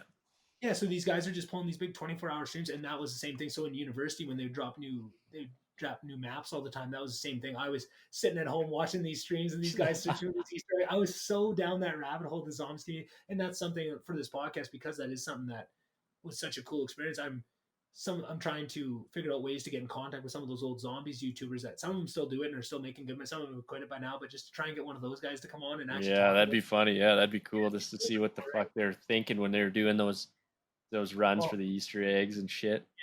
Yeah, it'd be pretty interesting stuff. And then just to talk about like that YouTube journey, right? Like it's cool to talk to you about the Twitch journey and kind of you're on the first couple steps of it, right? But it'd be cool to talk to someone that's gone through that and come out on the other side of going through that grind of only having 3 people watch for the first 3 years and just keeping at it and knowing that you're going to do that and come out on the other side and then see them, have a couple million followers and be making some really good money and bought a house with it and stuff. I think that'd be just a cool story to hear and be a powerful message for the kids growing up to hear that of holy shit, that is something I can do. It's not a pipe dream. I can actually make some good money and be successful and make my family and everybody proud doing something that I really enjoy. And that fuck, if people can make money doing something they enjoy, the rest is all semantics past that. That's the real goal, just making money doing something you love, right? And that's why it's so cool to hear you saying you might whether it's hunting or video games, whatever it is, it sounds like you're already on the track of picking things that you're really going to enjoy and it won't feel like work. And when I hear that, Yeah. fuck, I'm so happy. As soon as I hear someone, yeah, well, I got a job at a dealership, I don't really like it, but it pays good money. It's like, oh, I just you feel for those people that don't even realize what they're about to put themselves through in the years. And if you can just try at least to have something on the side that makes you happy, that's yeah, exactly. Yeah. Awesome. Well, fuck, I've kept you here all night. I don't want to take your whole night away from you, but I really appreciate you coming on. Anything we missed? I mean, hockey, video games, travel a bit. Oh, I had a couple ideas that didn't run past me. I'm sure I'll have you on again here. Yeah, well, I'll come on again and we can shoot the shit. Yeah, next time, hopefully I get my setup in Edmonton so I can do some in-person interviews, and we'll have to do this not over Zoom next time. Have a couple beers and absolutely. Yeah, that sounds like a plan. PS4 up. We'll set up the zombies after, do an interview, and fucking play some zombies. For sure. Awesome. If I get that computer built in the next couple of weeks, I'll hop on stream with you. We can kill some fuckers. Yeah. Get me your name or your tags for the games. We always need a fifth in Valorant. So Cold plays, but he's hot and cold when he plays. So you need someone to come in with some real riot knowledge. And, yeah. Or ace. Yeah. All right, awesome. Thanks, my friend, and we'll definitely do it again here soon. All right, sounds good, buddy. Say hi to your family for me. Well, you as well. All right, see ya. Yeah. All right, thanks, guys. That was thanks for sticking around right to the end. I really enjoyed recording that episode, and it's a funny balance when I'm doing these because I want to have a bunch recorded so that I'm not stressed out about where my next one, so I don't miss a week here and there. But then you get so many recorded that you get excited about one like this, but you have 2 or 3 to release before it, so you're trying to rush to get other out, maybe doing 2 week to get rush into the next one and that. So it's been kind of a funny balance, but it just makes me even more excited to get an episode like this out. And I think more and more it's becoming episodes like that, right? Like the one with Catherine I wanted to release right away, the one with Katrina I wanted to release right away, the one with TJ, right? There's a whole bunch of them that are getting better, and I think that's a good sign. And I think as I get this to more of a professional level, I can maybe start to put them out a little bit more closer to the time that they're recorded, right? A couple day turnaround time, and hopefully get some video and some more in-person ones. And just working on it slowly. It's all going to come with due time, and I don't want to put too much stress on myself to I'm making sure I avoid burnout with it, but also I am really passionate about it, and I'm very impatient. I want it to be to the next step and to the next step. But one of the biggest things I just realized was I am not getting the negative feedback that I need to. Right, when the audio sucks, someone let me know. When I'm way louder than a guest, or a guest is way louder than me, or together both of us are just in your car and you can't hear either of us, send me a message. Right, I hopefully it comes in a polite way, and you can do have a little compassion for me that I'm doing my best, and just say, hey, I don't know if you noticed this one, but things like that, I can get them re-uploaded. I can try again and tweak the sound and re-upload that file, so maybe for people to come in the future. But just this weekend I went and some people finally had given me enough positive accolades. But actually this episode I could barely hear. I was like, holy shit, I need to know this stuff. So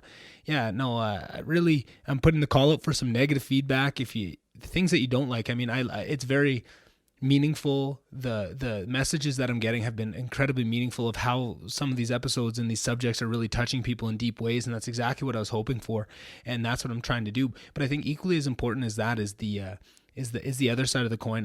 I want to get better at this, and I can only beat myself up so much because I do I'm not as happy with my performance, but so much of it is just how I do on the podcast, but so many other things that I'm too focused on my own performance to realize need to be brought to my attention so I can fix those as well, right? Because I think it's very easy to get locked down on just how I'm doing in it. But just things like the audio, if one person's way louder than the other, let me know, send me a message with specific times, or maybe it's only half a podcast and I can try and go back and upload it, and then I can put a message out, and people, because I'm sure there's been people that have turned off podcasts in the past. Just, I've done that where the audio is just too bad and I just turn off a podcast, but sometimes there's some really important stuff in behind that. So yeah, if you guys could start letting me know if you see any issues or things that you'd like to see, please start reaching out to me and send that either to the VonDubCast@gmail.com, my Instagram page for the VonDubCast, or the Twitter page. I'm available all over, or if you have any other way of getting in touch with me,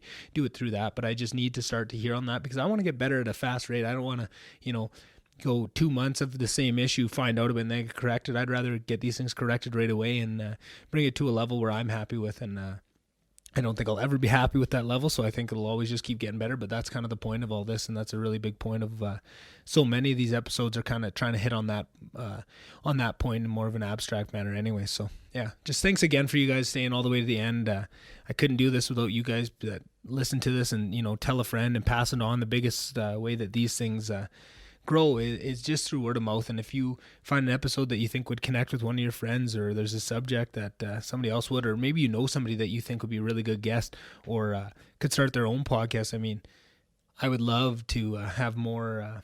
I would just love for this project to grow in any one of the numerous veins I've kind of put out there of ways I'd like to see it go.